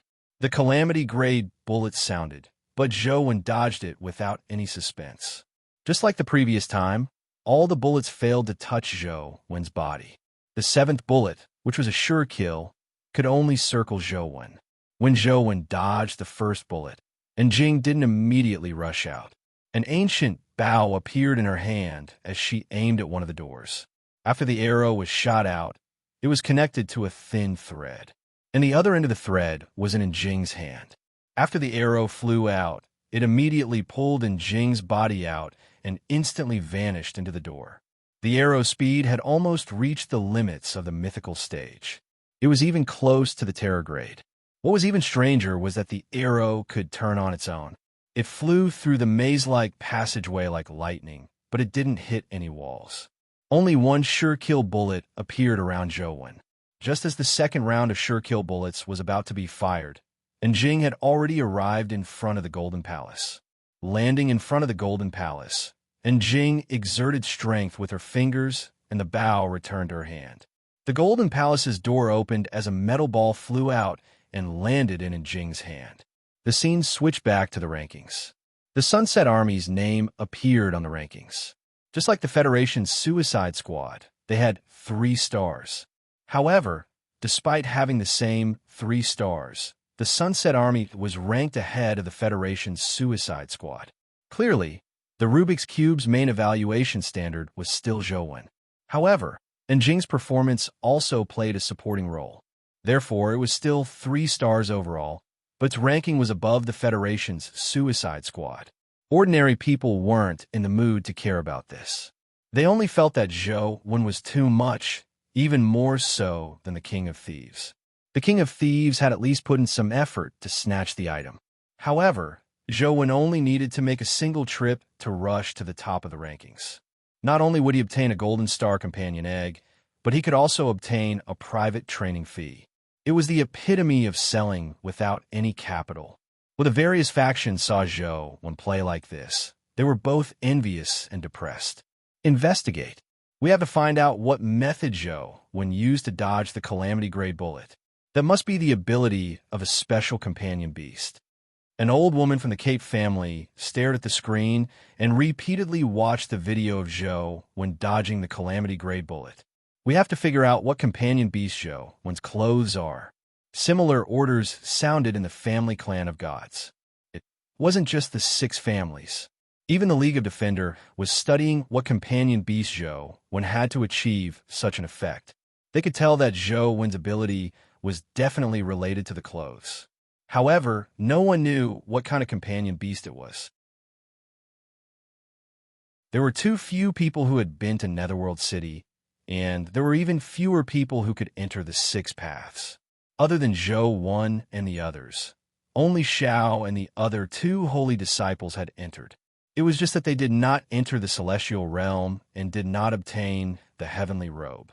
After this battle, Luoyang became even more chaotic. All sorts of overt and covert means were used, keeping the military governor's office busy. Fortunately, before Tianzhua had left, he had already done a round of cleansing. It wasn't easy to find new spies to infiltrate the military governor's office. Most people could only think of ways from the periphery. How many are there today? Zhou asked the intruder who had just been caught. The 11th. From the looks of it, they are determined to figure out your background, no matter what, no matter the cost, and Shang said. From the looks of it, there needs to be a solution to this matter. Otherwise, there will be endless trouble, Zhou said after some thought. If it's the overseer, he will teach them a deep lesson so that they won't dare be so brazen again, and Shang said after some thought. Unfortunately, I'm not in Tianzhua. How about this? Spread the news that I want to sell a heavenly rogue companion beast that can dodge calamity-grade bullets, Zhou said after some thought. Are you really selling it? And Shang was somewhat surprised. After all, with such a companion beast in hand, probably no one would be willing to take action. The benefits involved were just too great. That's right. Since they want it so much, I'll give it to them. I don't want them to keep bothering me. Zhou smiled and continued. However, I still need you to handle this matter. You have to make them beg to buy it. The price can't be lowered. And Sheng understood and asked softly, Young Master One, is there a problem with the heavenly robe? If there's no problem, can I sell it to them? Zhou told Sheng that the heavenly robe needed to work with lucky companion beasts. Although lucky companion beasts are very rare, those large factions can still obtain some. What if? And Sheng was somewhat worried. Don't worry. They definitely won't be able to gather a lucky companion beast with a 100% dodge rate. Zhou knew very well that without Wang Lu's invincible lucky star, he wouldn't be able to achieve a 100% chance.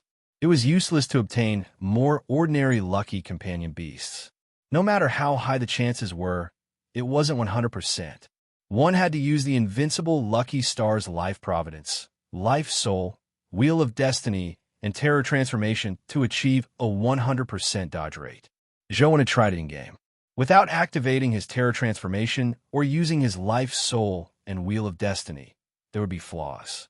There was also a chance of dodging calamity-grade bullets. However, even if he dodged the 7th sure kill bullet in the beginning, there was still a chance of hitting it later on. It wouldn't keep circling around. Hitting the target was only a matter of time. Even if they could gather a companion beast with high luck, it would be impossible for them to constantly dodge the sure kill bullet. Young Master, it's good that you are confident. Leave this matter to me. The corners of Sheng's mouth curled up slightly, as though he was a devil that had found his prey. While Sheng was handling the matter, Zhou took the time to make a trip to the Wang family to return the invincible lucky star to Wang Lu. Tian followed Zhou the entire time, hoping to find an opportunity to figure out where Zhou's candy box came from. However, after Zhou returned to Overseer Manor, there were many people following him. Tian didn't find a chance to approach him. Finally, when Zhou came out of Overseer Manor alone, Tian immediately followed him, thinking about how to approach him. It wasn't difficult for Tian to kill Zhou. What was difficult was how to get the answer she wanted to know. Zhou constantly teleported all the way. As he wanted to rush back to the Yin family as soon as possible, he didn't rest at all. Tian couldn't find any opportunity either. When he arrived at the Wang family, Zhou directly teleported to Wang Lu's building. Wang Lu, who had already received Zhou's message, happened to open the door. After letting Zhou enter, she closed the door. What is he doing?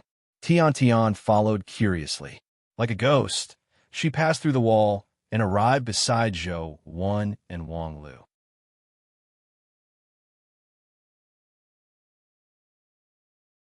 Chapter 1352. Zhou is extremely bad.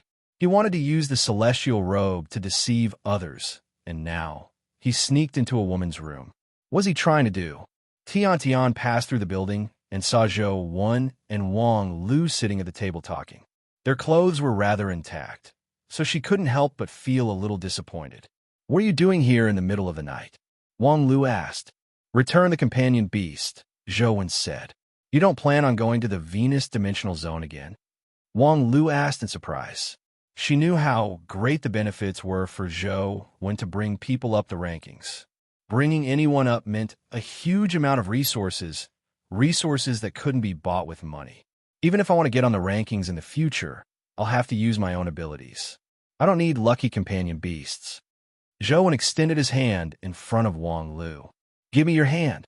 This isn't the tone a gentleman should use when speaking to a girl. Wang Lu smiled as she placed her finger on Zhou's palm. Zhou held Wang Lu's finger and immediately circulated the sky-stealing, sun-shifting art to transfer the 5 companion beasts to her. Apart from Invincible Lucky Star, there's also a heavenly robe, the Lucky Goddess Necklace, the Lucky Stone Fairy, and the Lucky Flower King. Zhou's mythical companion beasts were transferred to Wang Lu. Without the Invincible Lucky Star, Lucky Dodge was useless. It was useless keeping so many lucky companion beasts. However, in Wang Lu's hands, they could be extremely useful. Of course, lucky companion beasts could still increase the drop rate. If not for the fact that he wanted to return Wang Lu's favor, Zhou wouldn't have taken them out so easily. Is this what you call paying back 5 times? After Wang Lu received the companion beasts, she sensed the information from them. Her expression suddenly changed. You gave me the celestial robe. What about you? You have the invincible luck star. Only then will you be able to unleash the full potential of the Deva's clothes. Even if I keep it, it will not be of much use to me. Besides, this is not the only Deva's clothes I have. Zhou paused for a moment before exhorting. However, don't let anyone know that you have heavenly robes and lucky companion beasts for the time being. You want to sell the celestial clothes? Wang Lu was smart and immediately guessed what Zhou wanted. Smart, Zhou praised. In that case, I can also take the opportunity to earn a sum, Wang Lu said. You want to sell lucky companion beasts? Zhou also guessed what Wang Lu wanted to do. After the heavenly robes were sold, the person who obtained them definitely wouldn't be willing to abandon them. They would be like Zhou in the past, collecting lucky companion beasts everywhere. When the time came, the price of lucky companion beasts would definitely skyrocket. The low-level lucky companion beasts Zhou had left behind were prepared to be sold when the time came. Anyway, without the invincible lucky star, it was useless to keep so many lucky companion beasts. Just as Ensheng had said, there was a limit to the luck stat. It didn't mean that having more luck companion beasts didn't mean that the luck stat would increase infinitely. I've collected quite a number of lucky companion eggs in the past, but as they're the same species, they don't have much luck, so I didn't hatch them. I only kept them as a backup. I can take this opportunity to sell them at a high price. Perhaps I can earn 10s or even 100 times more, Wang Lu said with a smile. Then I'll congratulate you in advance for making a killing, Zhou said as he raised his teacup. It's to congratulate us for earning big money together. Wang Lu also raised her teacup. Adulterous couple. Tian understood their conversation. She originally thought that Wang Lu was rather pure and beautiful, but she never expected her to be so naughty. She couldn't help but mutter. Looking at the two of them smiling at each other, Tian felt like her soul was being tainted. No, I have to think of a way to figure out the origins of the candy box as soon as possible. Tian felt that her mind was about to become impure if she continued following Zhou. After some thought, she felt that it was impossible to approach Zhou under normal circumstances. They don't need to worry so much about dealing with such despicable baddies. I should fight fire with fire and use some extraordinary means. Tian already had an idea in mind as she planned on using a method similar to Zhou. Unfortunately, Tian didn't know the principle of being stained by one's company. Once she was stained, it would be difficult for her to return. When a person used the same method to take revenge on a bad person, she would no longer be able to return. Furthermore, Tian's previous living environment was just too clean. It was so clean that she was like a piece of white paper, and white paper was the easiest to be stained. After Zhou left the Wang family, he also rushed through the night, preparing to rush back to Luoyang as soon as possible.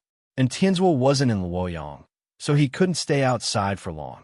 If anything happened, he wouldn't be able to react in time. Under the moonless night, Zhou was teleporting when he suddenly saw a blonde girl in white standing at the edge of the forest in front of him. However, upon closer inspection, the blonde girl had vanished like a ghost. Zhou almost thought that his eyes were playing tricks on him. Just as he was about to rub his eyes, he suddenly saw the blonde girl appear in front of him again. She was so close that he could see her eyelashes clearly. Her hair was disheveled, and her face was pale. She was as terrifying as a ferocious ghost. Zhou was given a fright as he immediately teleported back. He continuously teleported in a bid to escape as he mumbled inwardly, "Why did that blonde girl catch up to me again? How did she find me? Could she be a ghost?" Just as Zhou teleported out, he realized that the blonde girl was right in front of him. He was immediately horrified as he teleported in another direction. However, no matter where he teleported, the blonde girl was already standing there, looking at him expressionlessly like a ghost. After teleporting a few times to no avail, Zhou teleported directly to Venus. However, When he stood on Venus, he realized that the blonde girl was still standing in front of him. She was staring at him like a ghost that wanted to kill him. Joan had goosebumps all over his body. He looked at the blonde girl and forced a smile. He coughed lightly and said, "Well, we don't seem to have any grudges, right? Why are you chasing me? I died so unjustly. You were the one who caused my death. I want you to go to hell with me." The blonde girl let out a ghost-like voice. "When did I cause your death?" Joan was slightly taken aback as he asked the blonde girl. "Back at the chocolate shop, you could have saved me. It was because you didn't save me that I died. Now, I want you to die with me." As the blonde girl spoke, her figure constantly flashed around Joan, appearing and disappearing. Joan couldn't determine her location at all. He didn't even notice the blonde girl standing behind him. Could it be that there are really ghosts in this world? Joan's legs went limp. He could only be considered half an atheist. This was because he had heard too many ghost stories from his grandfather when he was young. Therefore, although he logically knew that there were no ghosts in the world and that they were at most dimensional creatures, he still felt fear at times. Furthermore, with the hearing that Truth Listener had bestowed upon him, it was impossible for him to completely sense the trajectory of a calamity-grade being. It was even more impossible for him to not discover someone standing behind him. This blonde girl really did seem like a ghost.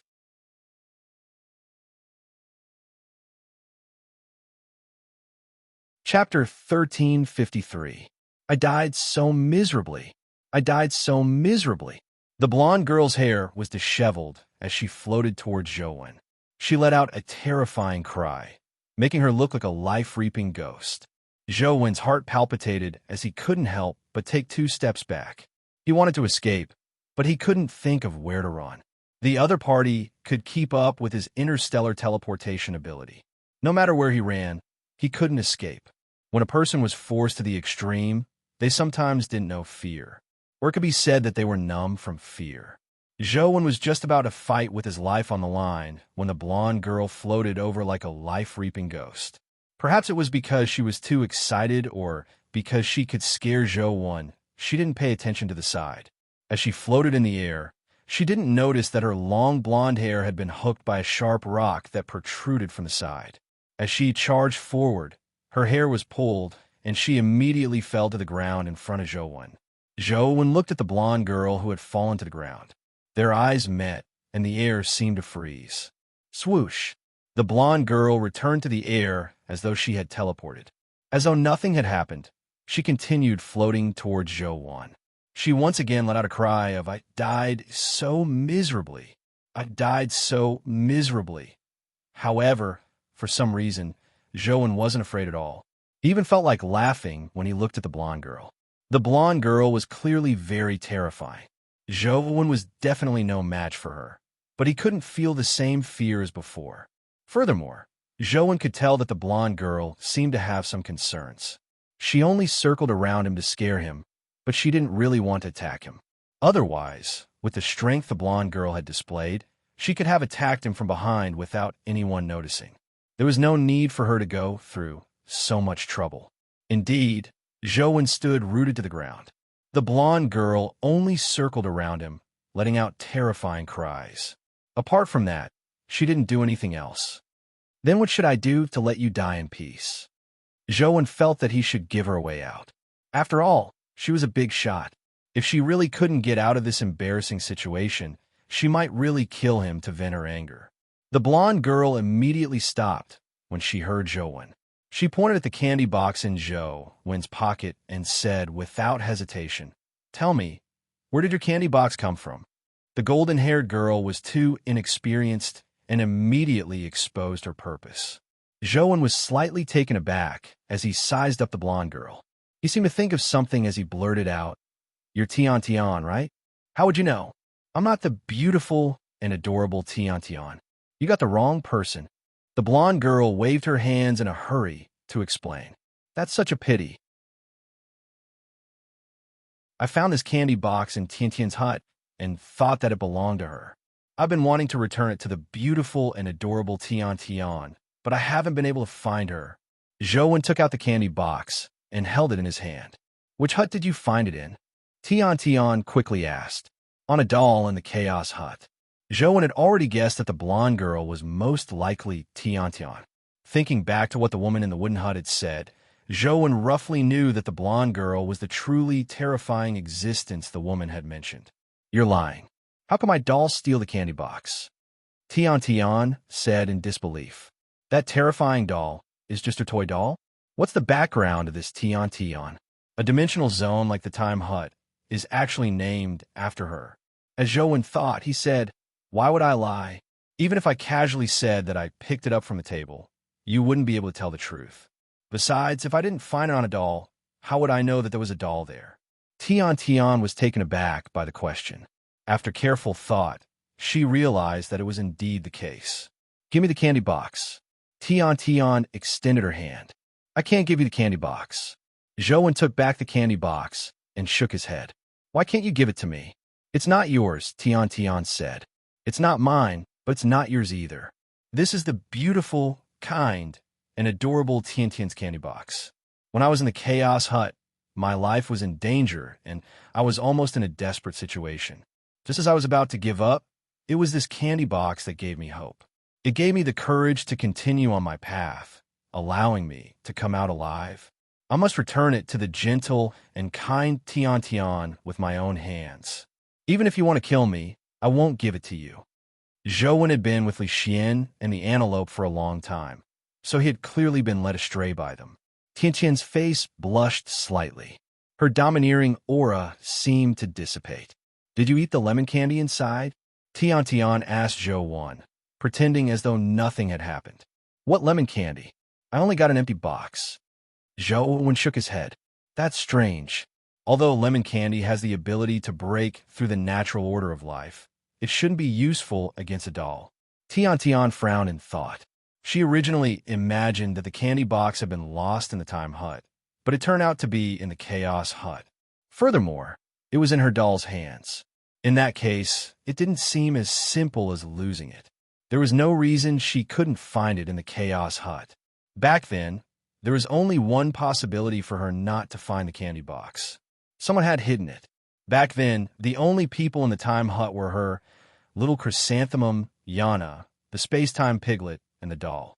The space-time piglet and the doll were Tian's toys, so the lemon candy was useless to them. Little Chrysanthemum was a loyal servant, so it was impossible for her to steal the candy box and lemon candy. Even if she wanted them, all she needed to do was ask. There was no need for her to steal them. It can't be Yana. Although Tian thought of the most likely conclusion, she refused to believe it. Is Yana a rather good-looking woman who can grow 6 wings? Zhou described Yana's appearance. Did you kill Yana? Tian bit her lip and stared at Zhou. If the Yana you mentioned is that woman, then I was the one who killed her, Zhou admitted readily. Why did you kill her? Tian asked with a complicated expression. Because she's too evil. If I didn't kill her, she would have killed me, Zhou said solemnly. Why did she kill you? Tian didn't believe that Yana was such a person. How would I know? She didn't have any reason to want to kill me. But now that I think about it, perhaps it's because she knew that the candy box was on me and wanted to snatch it. Zhou connected the dots, but he deliberately ignored some details.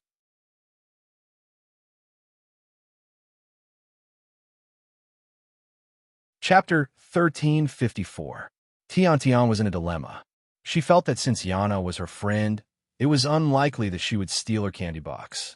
However, looking at Zhou's sincere look, it didn't seem like he was lying. If there's nothing else, I'll be leaving. I'm still in a hurry to find the gentle and beautiful Tian. The candy box has to be returned to its owner, Zhou said as he turned to leave. Wait a moment. Tian stopped Zhou and walked towards him. Is there anything else? Zhou was depressed, but all he could do was stop and ask Tian. If it's really as you say, can you and I? Tian extended her hand as though she wanted to shake Zhou's hand. However, Tian seemed to think of something as she quickly retracted her hand. What? Zhou looked at Tian in puzzlement, unsure what she meant. Nothing. Tian and I are good friends. In order to prevent you from stealing the candy box, I've decided to follow you until I find Tian Tian and return the candy box to its owner. Tian Tian said very naturally. She didn't realize that she was getting better at lying. Even her face wasn't red anymore. But you were a ghost. How can you follow me? Zhou felt a headache coming on. If he really brought such a ticking time bomb with him, who knew when she would explode? Why not? Of course you can. From now on, I'll follow you closely. If I discover that you're lying to me, I'll take you to hell with me, Tian Tian said, pretending to be fierce. All right. Zhou thought for a moment. Since he couldn't beat her, he could only think of a way to make her leave. Thankfully, Tian Tian looked like a naive Tian Tian. It shouldn't be difficult to fool her. Zhou turned around and continued on his way. With Tian Tian's abilities, he didn't have much room to resist if she really wanted to kill him. It was useless to be afraid, so he did what he needed to do. Tian Tian followed behind Zhou. No matter how fast he was, be it teleportation or earth escape, he couldn't shake her off. Every time he turned his head, he could see Tian Tian standing silently behind him like a ghost. As Zhou walked, he thought to himself, Tian Tian mentioned that the lemon candy has the effect of breaking through life's natural order. I wonder what this life's natural order refers to. Was he referring to his level? Will I advance from the mythical grade to the terror grade after eating that thing? Zhou had the urge to take out the lemon candy and give it a try. However, with Tian Tian by his side, taking it out now was equivalent to courting death. Zhou naturally wouldn't do such a foolish thing. Tian Tian followed Zhou like a ghost. She didn't say a word and just followed him. It was unknown what she was thinking. Tian Tian actually didn't believe Zhou's words, but she couldn't find any evidence to prove that Zhou was lying. Therefore, she thought of staying by Zhou's side for now. If he were to lie, he would expose himself sooner or later. Previously, Tian Tian thought that if Zhou lied, he would immediately turn into gold the moment he touched her. However, thinking of what Zhou had done, Tian Tian felt that even if he wasn't lying, he would definitely turn into gold when he touched her. Therefore, that method was useless against him. No matter what, Zhou would turn into gold. When he arrived at a city, Zhou planned on resting and eating something. Of course, eating was secondary.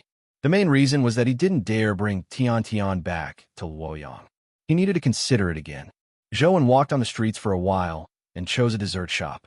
He ordered some cakes, cookies, and pudding. Tian Tian's eyes widened when she smelled the sweet fragrance. The corners of her mouth were slightly wet. Do you want to eat something? I'll pay. Zhou handed the dessert menu to Tian Tian and asked, Don't think that you can bribe me with a little benefit. Tian Tian only said that inwardly and didn't say it out loud. The main reason was that she really didn't have much resistance to sweets. Oh, by the way, you're a ghost. How can a ghost eat dessert? It's my fault for not being considerate enough. I'll buy you some paper money when we pass by a candle shop later. Tian Tian was about to reach out to take it when Zhou took the dessert menu back and placed it on the table before eating by himself. Tian Tian was instantly petrified as she watched Zhou swallow the cute pudding in one bite. Her heart ached so much that it nearly bled. That's right. Of course I won't eat these things. Of course, I won't. As Tian Tian spoke, the corners of her eyes and mouth twitched. When Zhou saw Tian Tian staring intently at the desserts in front of him, he pretended not to see her. He finished all the desserts in one bite. I'll pay the bill.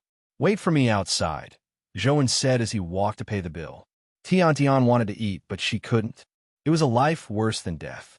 All she wanted was to leave this place as soon as possible, so she walked out without looking back.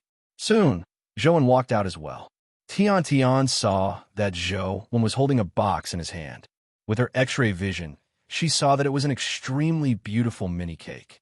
Although it was only a small piece, it was layered and looked very beautiful. It even emitted a rich, milky fragrance. Weren't you already full? Why did you bring another piece out? Tian Tian wished she could step on Zhou's face. Not only had he eaten so much, but he had even taken it away. Yet, she hadn't eaten a single bite. Oh, this was an extra piece. They forgot to send it over in the beginning. I only realized that I ordered this when I paid the bill.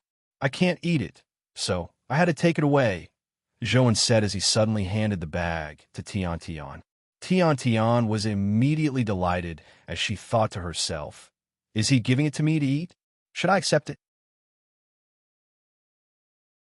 How can I accept something given by such a bad person? But it doesn't seem nice to reject someone's good intentions. Help me throw it away, Zhouan said indifferently. Tian Tian's face immediately darkened as she stared at Zhouan and said, aren't you wasting such a good dessert? There's nothing I can do, even if it's a waste. I can't eat it anymore. If you find it troublesome and don't want to help me, I'll throw it away myself, Zhouan said as he retracted his hand. Tian Tian's eyes suddenly lit up as she hurriedly reached out to snatch the bag. As she turned around and walked to the side, she said, let me help you. Don't throw it randomly. It won't be good if you dirty the streets. As she spoke, Tian Tian's figure drifted away and vanished in the blink of an eye. After turning a corner, Tian Tian secretly glanced at Zhouan. Seeing that he wasn't paying attention to her at all and was walking forward leisurely, she heaved a sigh of relief. She turned around and leaned against the wall. She opened the box inside the bag and raised the piece of cake in front of her. No, I want to eat it. It's just that it's too wasteful to throw it away. It will also pollute the environment, so I can only force myself to do it. Tian Tian convinced herself as she puffed up her cheeks and bit off a huge piece. Her cheeks were round, and she was so happy that she was about to cry. Zhouan didn't turn his head, but the corners of his mouth twitched slightly. He held his phone and sent several messages.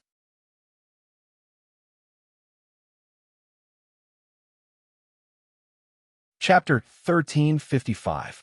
I've been pestered by a terrifying creature that likes sweets. Help me check if there's any powerful mythical existence that likes sweets. It should be a mythical creature from the West District. Zhouan sent the message to the group.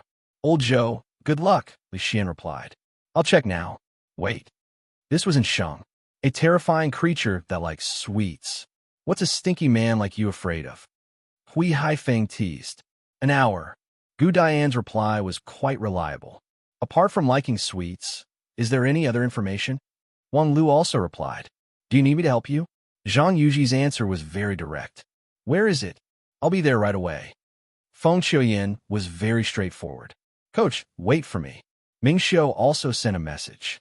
Zhouan flipped through it, but there was no substantive answer. Clearly, no one knew of such a mythical creature. Suddenly, a message jumped into Zhouan's eyes.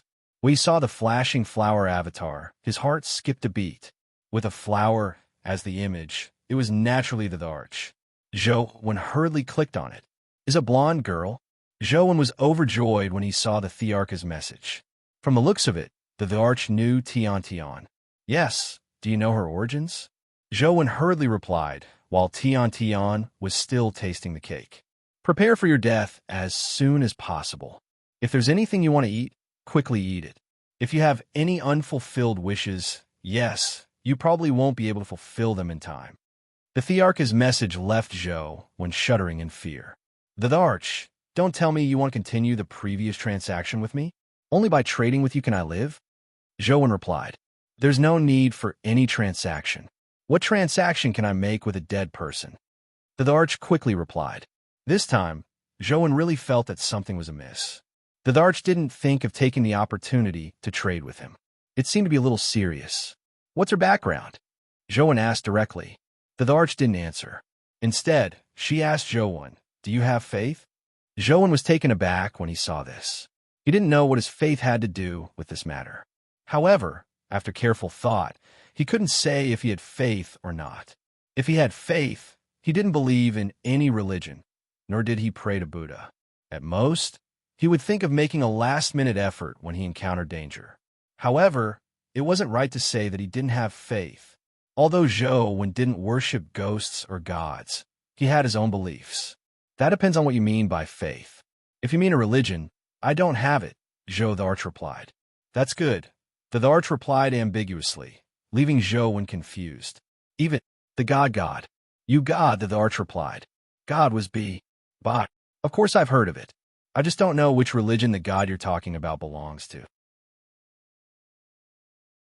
As far as I know, the god of our East District refers to God Hao Tian, and the god of the West District is also an omnipotent god. Zhou Wen's heart palpitated as he immediately sent another message. Could that blonde girl be related to the West District's god? One had to know that God was the master of a divine system, a supreme existence. Tsukuyumi was only a demigod of a pantheon, but she was already that powerful. If the god of the West really existed, it was obvious how powerful he was. Anyone who could be related to him was definitely an extremely terrifying existence. With Yana's seraph power and sweet appearance, it wasn't strange that she was related to God. It's indeed a little related. The arch answered affirmatively. Zhou thought about it carefully. With his meager knowledge of West District mythology, the women who were related to God were likely angels. However, it was really hard to say whether angels were considered women. Although many angels were given the appearance of women, angels were actually asexual. After some thought, Zhou Wen's eyes suddenly lit up. He immediately sent a message to the arch. Could it be that the blonde girl is Eve or her child? There was only one woman he could think of.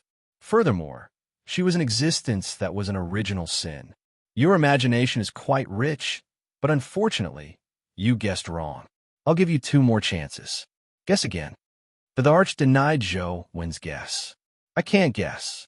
Could she be an angel? Zhou Wen probed. Sometimes you're very smart, but sometimes you are stupid. Can't you see such an obvious answer? The Thearch's message was filled with mockery. Why can't I tell? Where's the obvious answer? Zhou Wen asked. His understanding of the West District's mythology was limited, so he felt that it was normal not to be able to guess it. Beep. A message immediately came. Zhou Wen was surprised to discover that the message from the arch was a voice message. Zhou Wen clicked on the message and immediately heard a very magnetic female voice.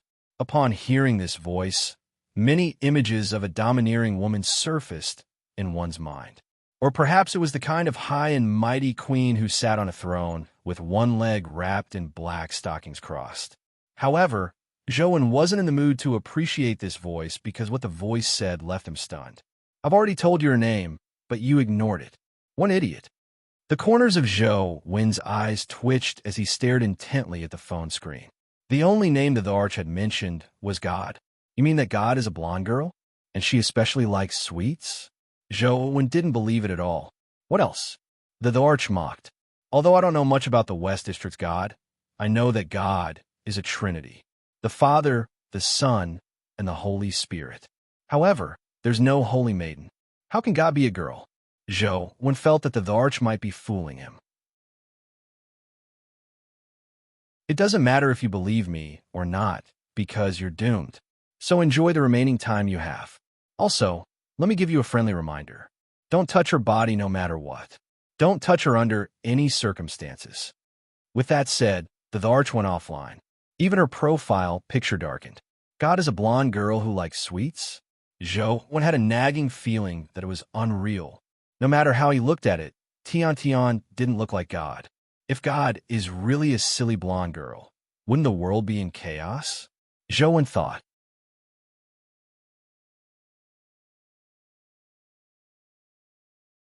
Chapter 1356. As Zhou Wen was thinking, Tian walked over from afar. From her expression, she looked like she had a guilty conscience. He could even see tiny breadcrumbs at the corner of her mouth. Seeing Zhou Wen look at the corner of her mouth, Tian seemed to realize something. She quickly wiped the corner of her mouth and said like a thief, "Why are you looking at me?" "Nothing. I just suddenly find you a little familiar." Zhou Wen compared Tian's appearance to the legendary god and couldn't overlap the two of them. "I've never seen you before," Tian immediately said. "Okay, then it's fine. We should continue on our way." Zhou Wen's emotions were rather complicated. According to the arch, as long as he encountered Tian, he wouldn't be able to survive. However, if he accidentally encountered her along the way, wouldn't he be doomed? Thinking back to the strange appearance of the gold man in the capital, Zhou Wen had already guessed something. The most terrifying thing was that if he brought Tian back, it would be even more troublesome if the people around him bumped into her. No, I can't return to Luoyang before resolving this problem. Zhou Wen frowned as he thought to himself. But if I don't return to Luoyang, where can I go? With Tian around, I won't be safe no matter where I go. Wait, Zhou Wen's eyes suddenly lit up as he thought to himself. The arch made Tian sound so powerful. She seems to be afraid of Tian. If I bring Tian to Chess Mountain, what will happen? Once this thought appeared in his mind, he couldn't suppress it. Zhou Wen didn't know how strong the arch was, nor did he know how powerful Tian was. If the two of them met, Zhou Wen couldn't predict what would happen. As Zhou Wen thought about it, he turned to look at Tian with mixed emotions. Tian felt a little guilty. She thought that there were still breadcrumbs on her mouth, so she hurriedly wiped it away. She even deliberately turned to Zhou Wen's other side to avoid his gaze. Seeing Tian's expression, Zhou Wen hesitated again. Tian didn't look like a god. She was clearly a little girl. Let's figure out if she's god first. Zhou Wen hesitated for a moment and didn't immediately head for Chess Mountain. By the way, I still don't know your name? Zhou Wen asked deliberately. Tian paused. Although her disguise was full of flaws, she didn't think so. She thought that she couldn't say that she was Tian, and she wasn't good at lying. She couldn't think of a way to answer, so she was stunned. I know what your name is, Zhou Wen suddenly said when she didn't answer. What do you know? Tian jumped in fright and looked nervously at Zhou Wen. You're so cute and beautiful, just like an angel. So your name must be related to angels, right? Zhou Wen asked. Tian immediately heaved a sigh of relief when she heard that. She said with a smile, angels aren't cute. They all have cold faces like puppets.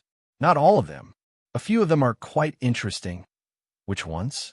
Zhou Wen continued her question, but his heart sank. Generally speaking, angels were considered to be God's apostles. The more Tian knew about angels, the higher the possibility that they were God. Lu, Tian said a word when she suddenly turned vigilant. She glared at Zhou Wen and said, Why should I tell you? It's just a casual chat. It's fine if you don't want to tell me. But speaking of which, aren't you a ghost? What do you know about angels? Ghosts and angels are natural enemies, right? Zhou Wen asked deliberately. Can't I hear it? Tian didn't know how to lie, nor could she tell the truth. She shouted angrily. Zhou Wen smiled and didn't say anything else. He walked and stopped along the way. It didn't look like he was rushing, but more like he was having fun. I don't like these. Help me throw them away. Every time they ate, Tian could only watch from the side. After eating, she would give her some of her favorite food.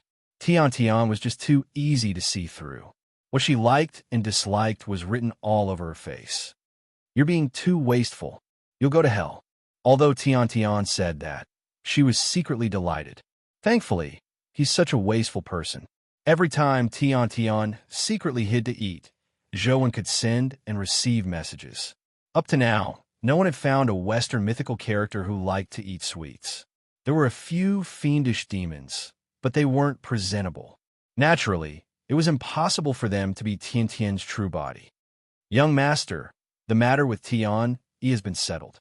In a few days, it'll be time to take action. And Sheng sent a message. Can you wait a little longer? Zhou Wen didn't dare take Tian back to Luoyang. This matter has already reached this stage. It won't be easy to stop. I can only give it a try and stall for a few more days, and Sheng replied. All right, try to stall for a few more days. Keep in touch. If you really can't hold on any longer, tell me. Zhou Wen also knew that such matters couldn't be stopped easily. After discussing with Sheng for a while, Zhou Wen sent messages while paying attention to Tian's situation. Although he couldn't sense Tian's exact location, he could determine where she was and what she was doing through the changes in his surroundings. After all, anyone who saw such a beautiful golden-haired girl would take a second look. Zhou Wen could determine what Tian was doing through them. A youth's eyes lit up when he saw Tian by the side of the road. He walked in front of her and said, Why is such a beautiful lady squatting by the side of the road, eating alone? Are you homeless? Follow me. I guarantee you that you won't have to worry about food and clothing. Tian ignored him and turned to leave. Seeing that he had been ignored, the youth was immediately enraged. He reached out to grab Tian's shoulder and said coldly, Who allowed you to leave? In West Song City, no one dares to not give me, Shimin Lung. As he spoke, his fingers had already touched the clothes on Tiantian's shoulder. His fingertip immediately lit up with a golden light like a lit match. Almost instantly, the youth's body turned gold amidst the golden light. He maintained his posture of reaching out and speaking. Zhou stared at this scene and felt his heart turn cold. Although he had already guessed it, he was still extremely shocked when he saw it with his own eyes. Shimin Lung was likely at the mythical stage after using the mythical liquid. Among humans, he was considered a top-notch expert, but he had turned gold just because he touched Tiantian's clothes. Now, Zhou was very glad that he hadn't encountered Tiantian.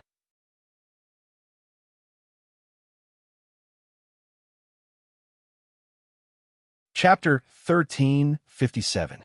On second thought, Zhou felt that it wasn't necessarily a bad thing for Tiantian to be so strong. Now that Tiantian wants to figure out the matter of the candy box and the lemon candy, she definitely won't wish for me to die. Then, should I take her to those terrifying dimensional zones? Zhou thought to himself. Whether he died or not was a matter for the future. With a god by his side, it didn't seem right not to make use of it. However, where to go was something worth considering. If he went to Chess Mountain, the risk was still too great. The Tharch knew who Tiantian was, so it wouldn't be easy to do anything. If he didn't do well, he might even suffer. To the Fiend Tomb? Zhou thought for a moment and decided to forget it. It wasn't that easy to deal with the drought demon goddess. More importantly, she was a guardian. Killing her wouldn't bring any benefits. I have to think of a way to take Tiantian to kill a calamity-grade dimensional creature. If a companion egg drops, I'll be rich. Just as Zhou was thinking, he suddenly sensed the mysterious phone vibrate. He took it out and realized that the fruit that the dead man tree had produced after absorbing Dugabusha had ripened. A golden beam of light tore through the fruit and fused into the blood-colored avatar's body.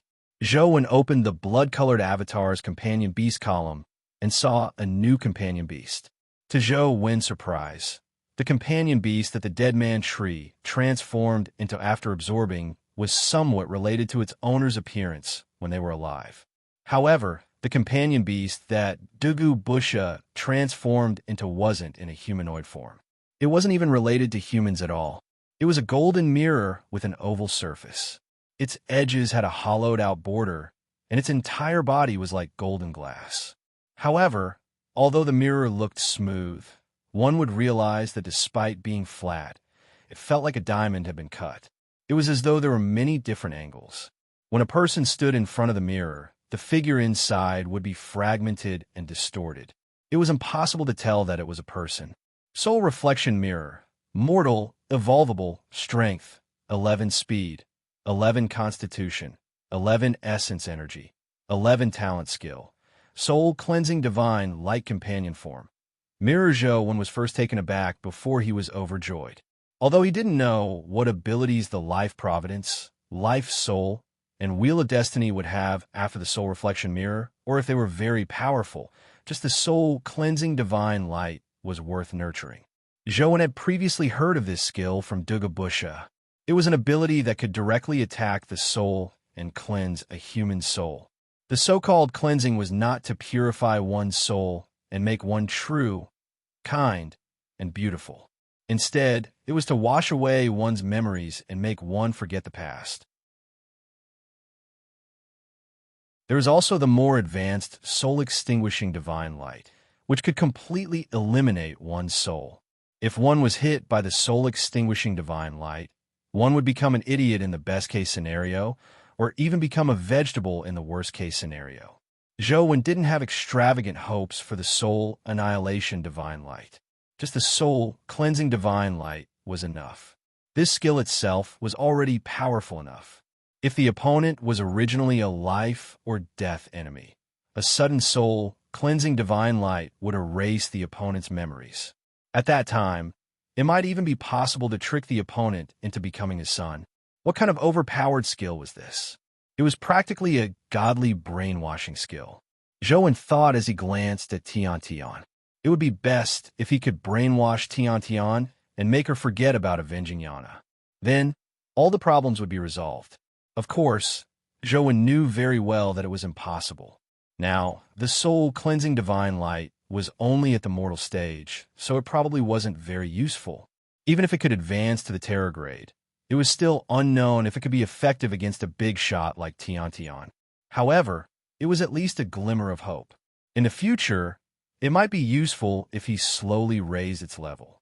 The evil spirit king he had previously nurtured had only reached the mythical stage. He had yet to find a way to advance to the terror grade. Evil spirit king, mythical, evolvable, life providence, spiritual sense body life soul, evil spirit king wheel of destiny, evil king kill strength, 81 speed, 81 constitution, 81 essence energy, 81 talent skill, spirit devouring, omitted, companion form. Soul spirit devouring helped the evil spirit king plunder many essence energy skills from other dimensional creatures. The evil spirit king had more essence energy skills than Zhou. It could be considered an all-round fighter. Unfortunately, its level was a little low. The mythical stage wasn't much of a help to the current Zhou. If it could advance to the terror grade, it would be a very powerful combat force. As it had absorbed all sorts of skills, the evil spirit king could deal with almost all sorts of situations. The spiritual sense body life providence allowed the evil spirit king to enter a spiritual sense body state. Typical attacks were useless against the evil spirit king in a spiritual sense body state. Only mental or soul type attacks could injure the evil spirit king in a spiritual sense body state. The life soul evil spirit king was a very powerful self-enhancement ability. It was equivalent to entering a super state. In the super evil spirit king state, not only would all his stats increase, but the evil spirit king's spirit devouring skill could even devour creatures that exceeded its level and plunder the skills of high-level creatures. However, the success rate wasn't high. Zhou had previously attempted to beat a terror-grade creature to the brink of death and let the evil spirit king absorb it. However, after dozens of attempts, he only succeeded in absorbing a terror-grade golden battle god's precise shot. The evil spirit king didn't have a gun, so what was the use of precise shot? From then on, Zhou wasn't as proactive. If there was a chance, he would let it absorb. If there wasn't a chance, it was fine. He didn't deliberately let it absorb all sorts of skills. I wonder what kind of companion beast that metal flower will produce. Zhou was rather looking forward to the metal flower. After all, it was the first creature other than a human to be absorbed. Unfortunately, the metal flower's fruit had just been produced. It looked like it was still some time before it matured. Just as Zhou was thinking, his phone suddenly rang. This time, it wasn't a message, but a phone ringtone. He picked up his phone and saw that it wasn't Sheng. Zhou immediately felt that something was amiss. If there wasn't anything urgent, then Sheng probably wouldn't call him knowing that Tian was by his side. "What's the matter?" Zhou asked directly after picking up the call. He was still thinking, did something happen with the sale of the heavenly robes? "Young master, it's a little troublesome. It seems like a calamity-grade creature is about to appear in Luoyang," and Sheng said with a bitter smile. Zhou was taken aback when he heard that. Then, his expression changed drastically as he said, "I'll rush back immediately." "What's the situation now?" Zhou knew very well what the birth of a calamity-grade creature meant. It would bring about a large-scale natural disaster. It was impossible for ordinary people to withstand such a disaster. It was very likely that there would be a large number of casualties. It might even turn all of Luoyang into a ghost city. Now, he had no choice but to return.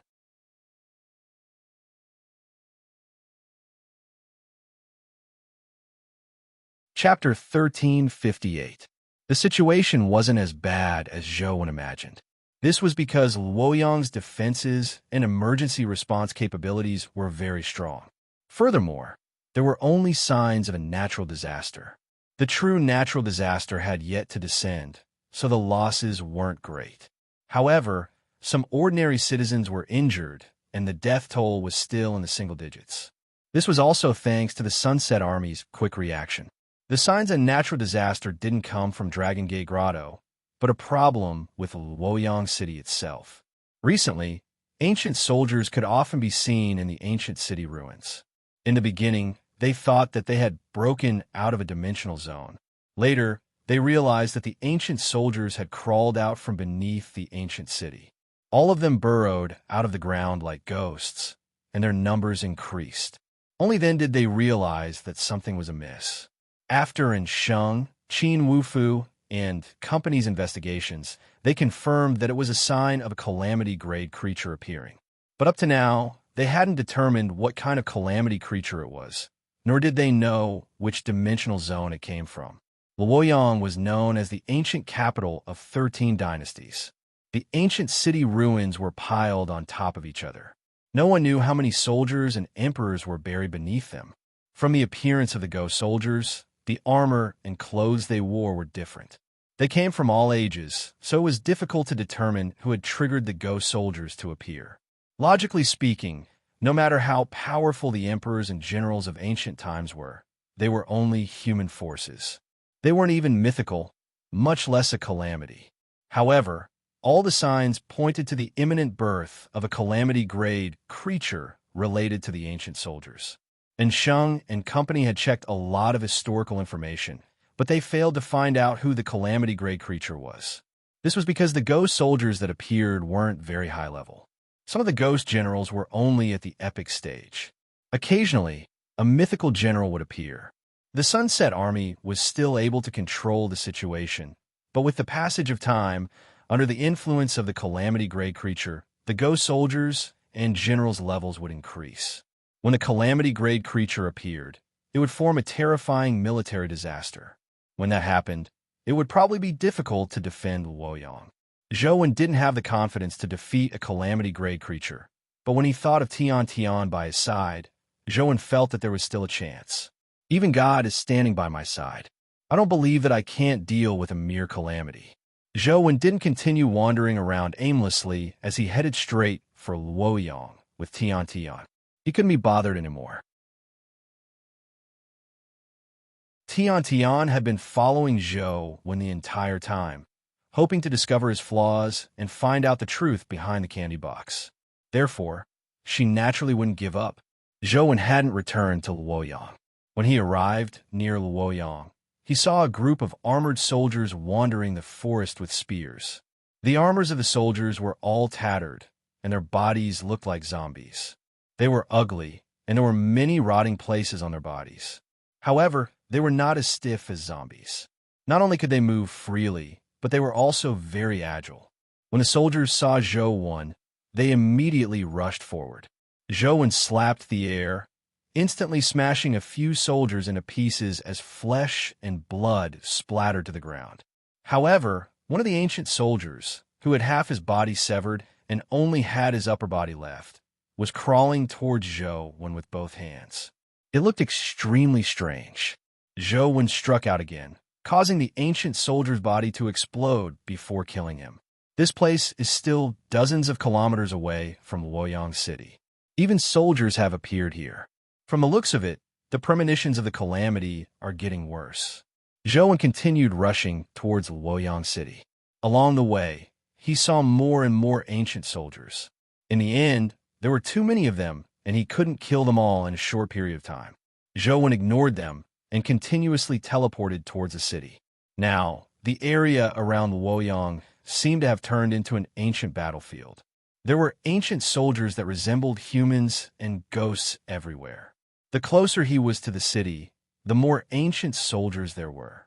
From afar, Zhou could see that the Sunset Army was relying on the fortifications to fight the soldiers.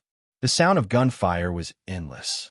Bullets made of essence gold constantly shot into the bodies of the ancient soldiers, but the ancient soldiers still charged forward crazily.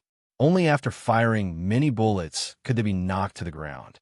Even if their heads were blasted apart, the headless ancient soldiers would still charge forward crazily.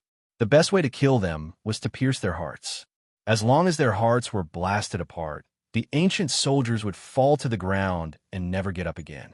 However, the ancient soldiers' movement speed was not slow. It was not an easy task to hit the heart. Bullets whistled and cannonballs exploded from time to time. Under the command of their masters, various companion beasts rushed into the battlefield to fight the ancient soldiers. Although there weren't any human casualties, it was already rather tragic. From time to time, companion beasts would collapse from injuries or be summoned back by their masters. Tian followed Zhou Wen and couldn't help but frown when she saw this scene. She seemed very uncomfortable. When Zhou Wen returned to Overseer Manor, and Sheng was already waiting for him at the entrance, so he asked directly, Sheng, have you found the source of the calamity-grade creature's appearance? And Sheng shook his head. As we haven't been able to find out which calamity-grade creature has appeared, it's very difficult to determine which dimensional zone it came from. Now, we only know that it's definitely a dimensional zone in the dungeon. After studying it with Deputy Governor Qin and company, we believe that there are 4 dungeon dimensional zones that are the most suspicious. We've already sent scouts to investigate. I hope there's good news. The two of them chatted as they walked. Zhou Wen naturally knew that it was best to kill the calamity-grade creature in the cradle. By not letting it appear, the damage it caused would naturally be minimal. However, they didn't even know which dimensional zone it was in. This plan clearly wasn't reliable. The Sunset Army was actually prepared to deal with the calamity. The only thing they were afraid of was that the calamity-grade creature would stay on Earth for too long. If they couldn't last long enough for it to leave Earth, Luoyang would be finished. Some people had even suggested temporarily evacuating Luoyang. However, it was easy for the Sunset Army and Zhou Wen and company to evacuate, but it wasn't easy for ordinary citizens to evacuate. It wasn't that they couldn't leave, but how could ordinary citizens with ordinary strength survive outside after losing the protection of the city? Now, there were breakout creatures everywhere. Ordinary citizens had no chance of survival, and it was impossible for the army to protect so many citizens. There's one more thing that's very troublesome. Due to this calamity, we have no choice but to allocate all our manpower. The defense of Overseer Manor is much weaker. Those fellows who wanted to seek your help are now very restless. Overseer Manor isn't peaceful again. And Sheng's eyes were frighteningly cold. Good night. End of this chapter.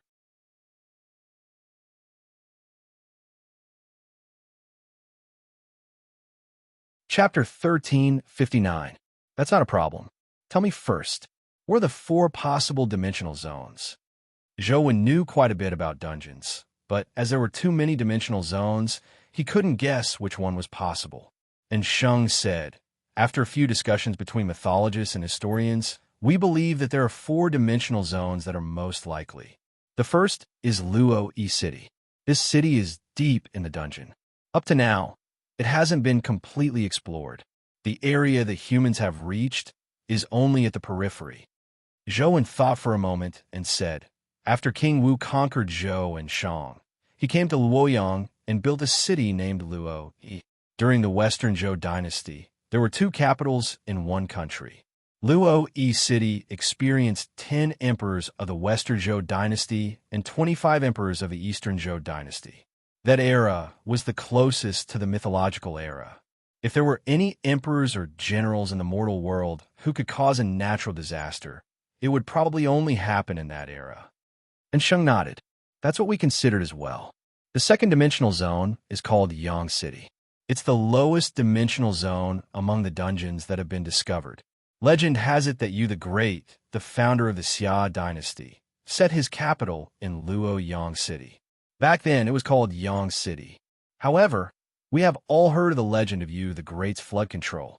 That was already the end of the mythological era. To this day, no one has been able to enter Yang City. It's also a very suspicious place. Zhou Wen nodded. That was the lowest dungeon. Now, ancient soldiers from every dynasty had appeared, indicating that various parts of the dungeon had been affected. The lower the dimensional zones were, the greater the suspicion. The third dimensional zone is called the Divine Capital. In history, during the reign of the only empress, Luoyang was renamed the Divine Capital. It's also the only divine capital in history that was officially named. It has the meaning of the divine continent being the capital of the world. And Sheng stopped when he said that. He didn't explain why the historians and theologians had listed this place as a suspect. After a pause, and Sheng continued, "We were originally very suspicious of the fourth dimensional zone, but the people who went to investigate have returned. It's rather stable, so it shouldn't be the birthplace of a natural disaster. In that case, the most likely places are Luo Yi City, Yang City, and the Divine Capital," Zhou said after some thought. "The people who were sent to investigate those three places haven't returned yet. There's no news of them," and Sheng answered. "Luoyang, you guard it. I'll head to the three dungeons to take a look," Zhou said. "Absolutely not. There's very little information on the three-dimensional zones to begin with. In this situation, if anything happens, I won't be able to answer to Madame Lan and Uncle Zhou." And Sheng stopped him. "Don't worry. I'll be fine. Extend your hand," Zhou said to Sheng. "What?" And Sheng extended his hand in front of Zhou. Zhou extended his hand and pressed it on Sheng's palm. Immediately, wisps of golden light entered in Sheng's palm. "Golden battle god, and 5 of them. Young master, what are you doing?" And Sheng asked Zhou in surprise. "Before I return, defend Luoyang. This is to be safe." Zhou hadn't obtained the last golden battle god, so he had no way of synthesizing it. After all, he usually didn't use such companion beasts, so he temporarily gave it to Sheng to protect himself. If something really happened, Sheng would have a certain level of resilience with the 5 Terror-grade golden battle gods in hand. "Young master, don't worry. As long as I'm still around, I won't let anyone trample on Luoyang," and Sheng said seriously. "I'm not in Tianzhua. Why are you telling me this? If there's something we can do, do it. If not, run. Take Sis Lan and my dad with you. Luoyang isn't that important to me," Zhou said with a smile. "All right, I got it." And Sheng nodded. Time was of the essence. He had to figure out the origins of the calamity creature as soon as possible so that he could make some targeted preparations. Perhaps he could escape the calamity. He left the overseer's office with Tian and took a detour to the dungeon. In a courtyard outside Luoyang City, a hermit was leisurely drinking tea. "I've already investigated it. Just as you said, the source of the calamity is the Divine Capital," Cave Era said happily after returning from outside. The hermit smiled and said, "Speaking of which, I was lucky. Back then, I accidentally entered the Divine Capital and saw some unbelievable things inside. My intuition told me that something had happened in the Divine Capital. I never expected it to be so." Cave Era said, "With the information we have now, it's not difficult for us to make a deal with the Yin family or Zhou. This information is enough for the Yin family to avoid a calamity. I believe they will definitely be tempted. So what if we make a deal with them? Obtain that heavenly robe? If the Yin family is wiped out, wouldn't it be more effective than obtaining a heavenly robe?" The hermit's eyes shimmered with a strange glint. Cave Era was slightly taken aback as she looked at the hermit and said, "Even if the information is accurate, it will at most cause Luoyang to suffer a heavy blow. It probably won't be that easy to destroy the Yin family and Sunset College's Lung Zongjing, right? What if we can give them a push in secret?" the hermit said with narrowed eyes. Cave Era fell into deep thought as she considered the feasibility of this matter. "Think about it. As long as the Yin family falls, we won't have to worry about the threat of that cannon.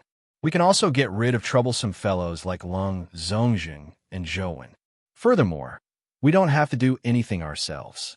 All we need to do is push them in secret. Is there a better opportunity than this? It wouldn't be an exaggeration to say that this is a rare opportunity," the hermit persuaded. "If he wanted to guide a calamity-grade creature to destroy Luoyang, he would need to use Cave Era's time power. Are you confident?" Cave Era was tempted. "I need your help. I also need someone else." The hermit seemed to have already thought of it. "Who?" Cave Era was somewhat curious. If it was someone from the League of Defender, the hermit would have asked for him directly. From his tone, he wasn't from the League of Defender. "The director of the Special Inspection Bureau," the hermit said. Cave Era was slightly taken aback. "Wei Ge. He's only at the epic stage, and the guardian he contracted is only at the mythical stage. He even teleported over from the sky-reaching tower. What can he do that our League of Defender can't?" The hermit explained, "This Wei Ge is very utilitarian. In order to climb up, he can be said to be unscrupulous.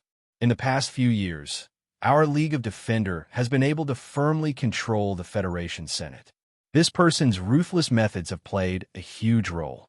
Furthermore, he has an ability that no one else has. What ability? Cave Era was somewhat puzzled. She didn't remember that the Guardian Wei Gu contracted had any special abilities. It was only a very ordinary Fire Elemental Guardian. Back then, the Fire Elemental Guardian had been given to Wei Gu by the League of Defender in order to win him over. Cave Era knew very well what abilities it had.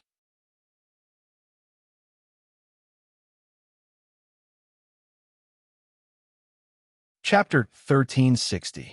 He knows how to use people, the hermit said. How do you use them? Cave Era knew that although the word use sounded simple, it depended on how it was used and who was being used. He has a nickname called Queen Bee. Do you know what this nickname means? The hermit asked. Isn't it said that his intelligence network is as tight as a beehive? Cave Era had also heard of Wei Ji's nickname. This is only a part of it. In fact, the reason why he has the nickname of Queen Bee wasn't because of his intelligence network, but because of his ability to control his subordinates. The hermit looked at a honey bee that had flown to a corner of the courtyard and said meaningfully, with the existence of the queen bee, all the bees will contribute everything to the queen bee. They won't betray her even in death. Cave Era followed the hermit's gaze and glanced at the bee. For some reason, she felt a chill in her heart. There was only one queen bee in a bee colony. Be it the soldier bees or the worker bees, they only served the queen bee. They gave up everything, even their lives. They didn't have their own lives at all, as though they were born for the queen bee. However, humans weren't bees. They had their own desires and selfishness, but someone treated Wei Gu as the queen bee. Just the thought of it sent a chill through her heart. It was hard to imagine what methods Wei Gu had used to make his subordinates sacrifice so much. It was simply against human ethics. Before Wei Gu, there were many spies from the various families in the Bureau. However, ever since Wei Gu became the Director General, the spies from the various families have been used by him. The entire Bureau has slowly become Wei Ji's beehive. The hermit's words were filled with praise. How'd he do it? Cave Era hadn't paid much attention to the Bureau. From her point of view, the Bureau was just a tool, just like a police dog. At most, she could change to another one. However, after hearing the hermit's words, Cave Era felt for the first time that Director General Wei was really a capable fellow. A fellow who had only contracted a mythical guardian was actually able to firmly control the Bureau. Even the 6 families, who originally treated the Bureau as their eyes and ears, couldn't extend their hands into the Bureau. This wasn't something an ordinary person could do, because everyone has weaknesses and fears. No one is better at exploiting the weaknesses of others than Wei Gu. If there really are devils in this world, then Wei Gu is definitely the most vicious one. The hermit continued. Back then, Lord Immortal gave Wei Gu 2 choices. One was to contract a Terragray Guardian, Ice Demon, and the other was to contract a mythical Balrog. Although Ice Demon was at the Terror grade, his potential was limited to that. It was difficult for him to improve further. Although Balrog was only at the mythical stage, it was possible for him to improve further. The Terror grade wasn't the end. Although the chances of advancing are very small, Wei Gu still chose to contract Balrog. This shows his ambition. Unfortunately, he fell into Lord Immortal's trap. Balrog does have the possibility of advancing further, but he has a flaw that can't be considered a flaw. Ignoring advancing to the Calamity grade, even advancing to the Terror grade, is extremely difficult. It's almost impossible to advance to the Terror grade on Earth. This is also the reason why Wei Ji's Balrog hasn't advanced to the Terror grade. Cave Era nodded. I know about this. Lord Immortal felt that this person was too vicious and was afraid that he would have ulterior motives, so he used such an overt scheme. Wei Gu naturally knew that it wouldn't be that easy for Balrog to advance to the Calamity grade, but he still chose it out of greed. He can't blame anyone else for this. Wei Gu hasn't advanced to the Terror grade, but among his subordinates, some have already obtained Terror grade Guardians. Some have even advanced to the terror grade through the mythical liquid. However, the Bureau's Director General is still Wei Gu, not those at the terror grade who are stronger than him. What do you think? The hermit said. This person really can't be underestimated. Cave Era already agreed with the hermit's words. If I want to lure a calamity-grade creature to appear and destroy Luoyang, I need the help of a terror-grade expert from the Bureau. That person only listens to Wei Ji's orders, so I need Wei Gu. Of course, he doesn't only have one subordinate, and we also need some cannon fodder. If we want to use them as cannon fodder, there's no need to use our own people. Wouldn't it be better to use the people from the Bureau? The hermit said. Would a person like him be willing to do such a disadvantageous thing? Cave Era frowned. A person like him can sacrifice everything for himself. If I tell him that I can help him advance Balrog to the terror grade, even his father will probably sell it to me, much less his subordinates, the hermit said with a smile. If I remember correctly, Wei Gu is also from Sunset College. Aren't you afraid that something will happen to him? Cave Era asked. All these years, this director Wei hasn't been stained with the blood of the Sunset Army. He was the one who personally destroyed the Yin family's intelligence network in Holy City. The Yin family hates him to the bone.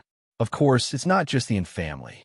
In fact, other than our League of Defender, the 6 families and many local wealthy families wish they could eat his flesh raw.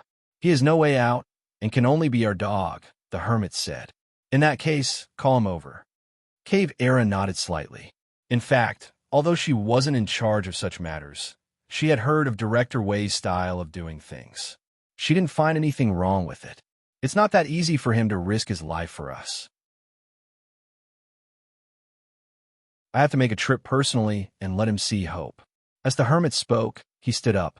At the same time, he extended his hand and sucked the bee into his palm. He crushed it to dust and casually waved it into the wind. Zhou rushed to the dungeons with Tian.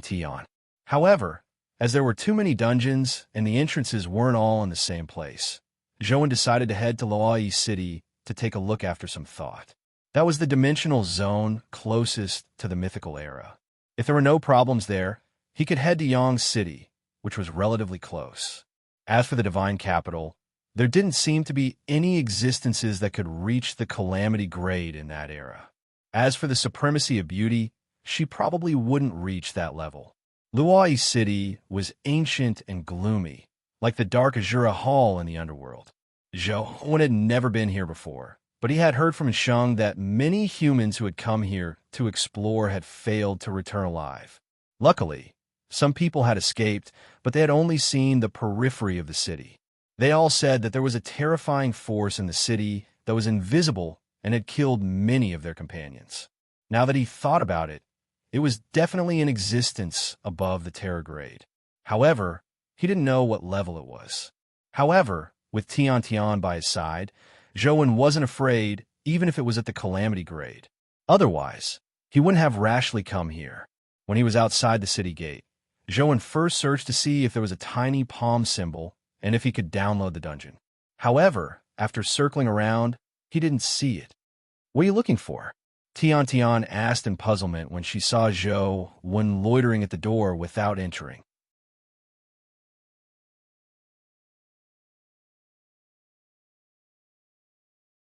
Chapter 1361.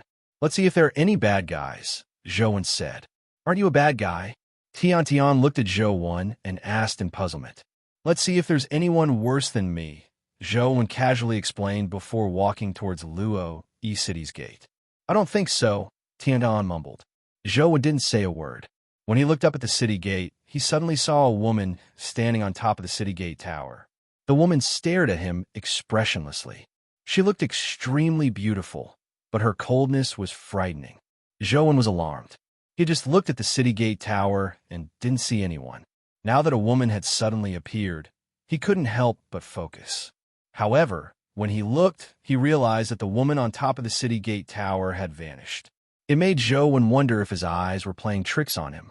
He rubbed his eyes and took another careful look. There was indeed nothing on top of the city gate tower. Did you see anyone just now? Zhou asked Tian. I didn't see anyone, Tian answered. Could it be that my eyes were playing tricks on me? Just as Zhou was feeling puzzled, He heard Tian Tian continue. I only saw a very beautiful dimensional creature. The corners of Zhou Wen's eyes twitched as he resisted the urge to slap her and asked. That dimensional creature looked like a woman and was wearing strange clothes. Tintin nodded after listening seriously. That's her. You saw it too. Why are you asking me? Did you see where she went? Zhou Wen hurriedly asked. She went down from the city gate tower, Tian Tian answered. That woman's speed is so fast that I can't see her trajectory. Could she be a natural calamity? Zhou Wen thought. Thankfully, Tian Tian could see it. It meant that the other party's abilities didn't exceed Tian Tian's. This made Zhou Wen feel a lot more at ease. Could the natural calamity that's about to appear be that woman? Zhou Wen thought as he pushed open the door and walked into Luo Yi City. The scene in the city left him alarmed. A straight central street faced the city gate, but there wasn't a single living creature on the street. The only thing he could see were many corpses of soldiers and destroyed buildings. The originally eerie Luo Yi City looked even more like a Shinra ghost domain. The soldiers died in different ways. Some were stabbed to death by swords, some had their heads chopped off, and some were crushed to death by wheels. The entire city was littered with dead soldiers. Although he hadn't experienced the battle, he could imagine how tragic it was just by looking at the scene after the battle. Not far in front of Zhou Wen, there were two ancient soldiers standing. One soldier's spear had pierced the other party's throat, while the other soldier's sword had pierced his heart. The two of them supported each other as they stood there and died. Did you see that woman? Zhou Wen kept scanning his surroundings, but he didn't find any trace of her. All he could do was ask Tian Tian again. Over there. Tian Tian pointed to the depths of the ancient city. She could faintly see the palace-like buildings there. Zhou Wen flashed over, and with a few flashes, he arrived nearby. He saw a long stone staircase that led to the entrance of a palace. At that moment, Zhou Wen saw a woman walking up the stone steps. As he could only see her back and robe, Zhou Wen wasn't sure if this woman was the woman he had seen at the city gate. However, the situation in Luo Yi City was different from the information Sheng had obtained. Zhou Wen began to suspect that the calamity-grade dimensional creature that was about to be born was in Luo Yi City. Furthermore, it was very likely that it was the woman in front of him. The woman on the steps walked very slowly. Her robe dragged on the steps. Although it was just her back view, it was pleasing to the eye. Thinking of her face, Zhou Wen couldn't help but feel regretful. Although she's very beautiful, she's a little too cold. It's hard to get close to her. The woman didn't seem to know Zhou Wen's arrival as she slowly walked towards the palace. The steps were too long. She was like an ordinary person as she walked up step by step. It would probably take her quite a while to reach the palace. Aren't you curious what she's doing? Zhou Wen turned around and asked Tian Tian, hoping to get her to see what was going on with the woman. Isn't she resting in the house? What's there to be curious about? Tian Tian asked in puzzlement. Zhou Wen was speechless. All he could do was stand at the bottom of the steps and watch the woman slowly walk up. He didn't dare rashly go up. After walking for a while, the woman finally reached the top of the steps and arrived in front of the palace. She stood at the top of the steps and slowly turned around. Zhou Wen immediately felt his eyes light up. It was an extremely beautiful face. Indeed, it was the one he had seen at the city gate. Apart from her cold expression, she was indeed a peerless beauty. The moment she stood on the steps, Luo Yi City, which was originally as quiet as a ghost town, was suddenly filled with shouts that shook the sky. There were corpses of soldiers everywhere in the city, as though they had come back to life. They stood up and held their weapons as they looked at Zhou Wen in a daze. Kill! Zhou Wen felt that something was amiss. Before he could think about it carefully, he heard the deafening shouts. Then, he saw a tidal wave of ancient soldiers rushing towards Zhou Wen from all directions. Seeing that the ancient soldiers in front of him had already rushed in front of him, Zhou Wen waved his hand and immediately reduced the group of ancient soldiers in front of him to dust. These ancient soldiers' levels weren't high. Most of them were only at the legendary stage. Occasionally, some generals were at the epic stage. Such levels were nothing in front of Zhou Wen. He could kill a row of them with a single finger. However, the ancient soldiers charged forward without fear of death. No matter how many Zhou killed, there would be more ancient soldiers charging forward. As he had killed too many ancient soldiers, there were already quite a number of dimensional crystals and companion eggs on the ground. However, their levels were too low, so Zhou couldn't be bothered to pick them up. Why are the ancient soldiers' levels here so low? If this is really the birthplace of a calamity-grade creature, shouldn't there be many mythical or even terror-grade creatures appearing as companions? These are all at the legendary and epic stage. It's just that there are more of them. No matter how I look at it, it doesn't look like a scene of a calamity grade being born. Zhou was puzzled. You are indeed a baddie. Why did you kill them for no reason? Tian suddenly said unhappily. But they didn't want to kill you, Tian said with a frown. But they didn't want to kill you, Tian said with a frown. Zhou was slightly taken aback as he suddenly recalled the feeling that something was amiss. He couldn't help but stop attacking. The moment Zhou stopped, the soldiers immediately rushed forward like a tidal wave. Soon, they arrived in front of Zhou, but they didn't attack him. They even ignored him. Like a torrent, they rushed past Zhou and charged up the steps. Zhou immediately realized that their target wasn't him, but the peerless beauty standing at the end of the stone steps.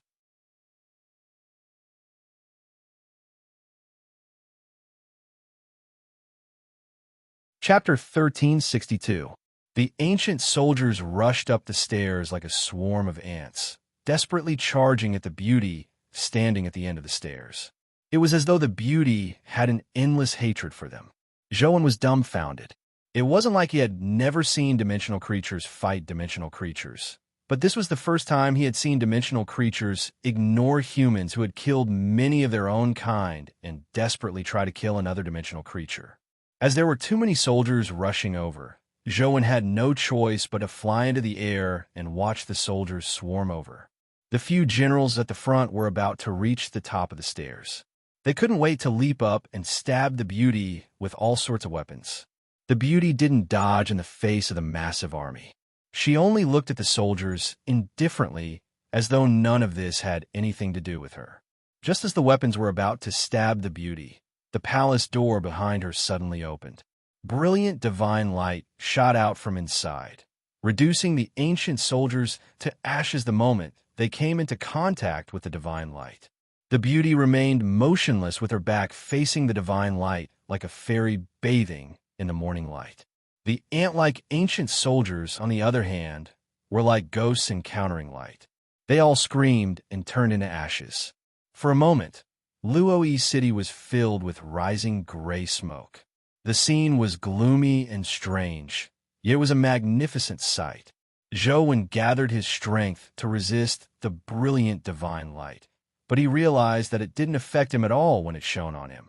Tian stood there without any intention of resisting the divine light. Similarly, she was fine. The woman bathed in divine light glanced at Zhou and Tian before turning to walk into the palace. Are you going to be born? Zhou pondered for a moment before asking. With Tian by his side, if he didn't ask now, it would be useless if he faced her alone in the future. The woman stopped in her tracks, but she didn't turn around.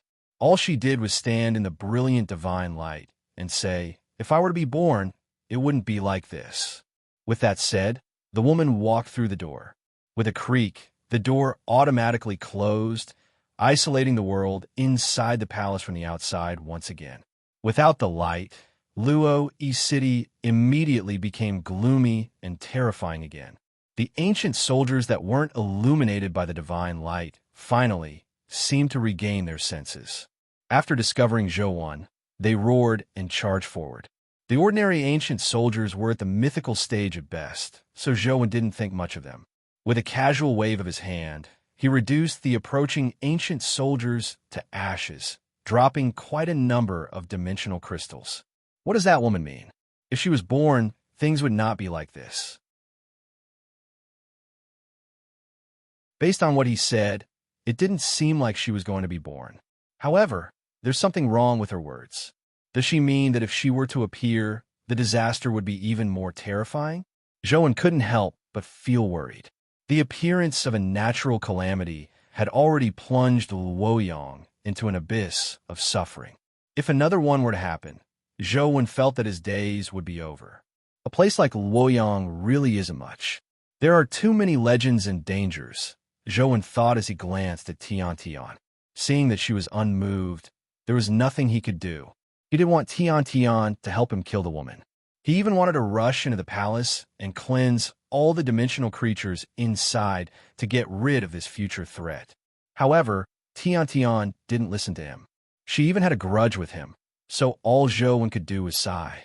From the looks of it, this isn't the only dimensional zone where the calamity creature is born, Tian Tian said. Zhou's eyes lit up when he heard Tian Tian. If I find a calamity creature that's born, you will help me get rid of it, right? Of course not. Tian Tian immediately answered with certainty, without any hesitation. You are so kind. Can you bear to see the birth of a calamity creature and the destruction of life? Zhou asked. This is a law of nature to begin with. Don't you humans also cruelly kill many-dimensional creatures? You even have to eat large numbers of creature corpses every day. According to your logic, I should kill all you humans first to prevent the destruction of life, Tian Tian said seriously. Zhou was momentarily speechless. On second thought, there was indeed nothing wrong with it. Humans could hunt other creatures, so why couldn't dimensional creatures hunt humans? After taking a deep look at the tightly shut palace door, Zhou turned around and walked out of Luoyi City. He knew very well that if he wanted to stay in Luoyi City in the future, he would probably have to face the great horror in Luoyi City and that woman sooner or later. After leaving Luoyi City, Zhou went to Yang City, which was relatively close to Luoyi City. Yang City was at the lowest level of the dungeons. Among the known dungeons, there was no one deeper than Yang City. Legend had it that Yang City was once the capital of Yu the Great. Instead of saying that Yu the Great was a human, it was more accurate to say that it was a myth. The legend of Yu the Great's flood control was a household name in the East District. Zhou had naturally heard his grandfather talk about it when he was young. Zhou even guessed that Yu the Great's flood control might have something to do with the prehistoric flood. According to the information Zhou had, the continent was a single entity back then. A dimensional ship tore through the sky, and in order to find the strongest companion beast on Earth, it forcefully tore through the continent and entered the depths of Earth. The continent was heavily damaged and split into pieces, forming the four major regions of today. The four major regions had the legend of the prehistoric flood. Zhou felt that it wasn't a coincidence. Sometimes, Zhou wondered if Yu the Great's previous flood was an effect of that flood. If it was really related, Yu the Great's flood control definitely wasn't as simple as he imagined. The Battle of Zhuolu and the Battle of the Gods were indeed the most famous legendary battles in the East District. However, on careful thought, Yu the Great's flood control seemed to be an extremely well-hidden legendary battle. However, for some reason, the details hadn't been passed down. Yu the Great led the human tribes, and during the flood control process, he split open mountains and rivers and killed countless terrifying creatures. If the legend was true, where did those terrifying creatures come from? Why did Yu the Great have the ability to kill them? In the myths that Zhou knew, the divine sea-calming needle in the Monkey King's hand was the tool that Yu the Great used to measure the depth of the water. One had to know that the legendary divine sea-calming needle weighed 13,500 kilograms.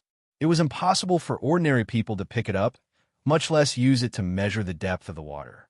The more he thought about it, the more fearful Zhou felt respect for the Yang City dimensional zone. If not for Tian Tian following him, he wouldn't have dared enter.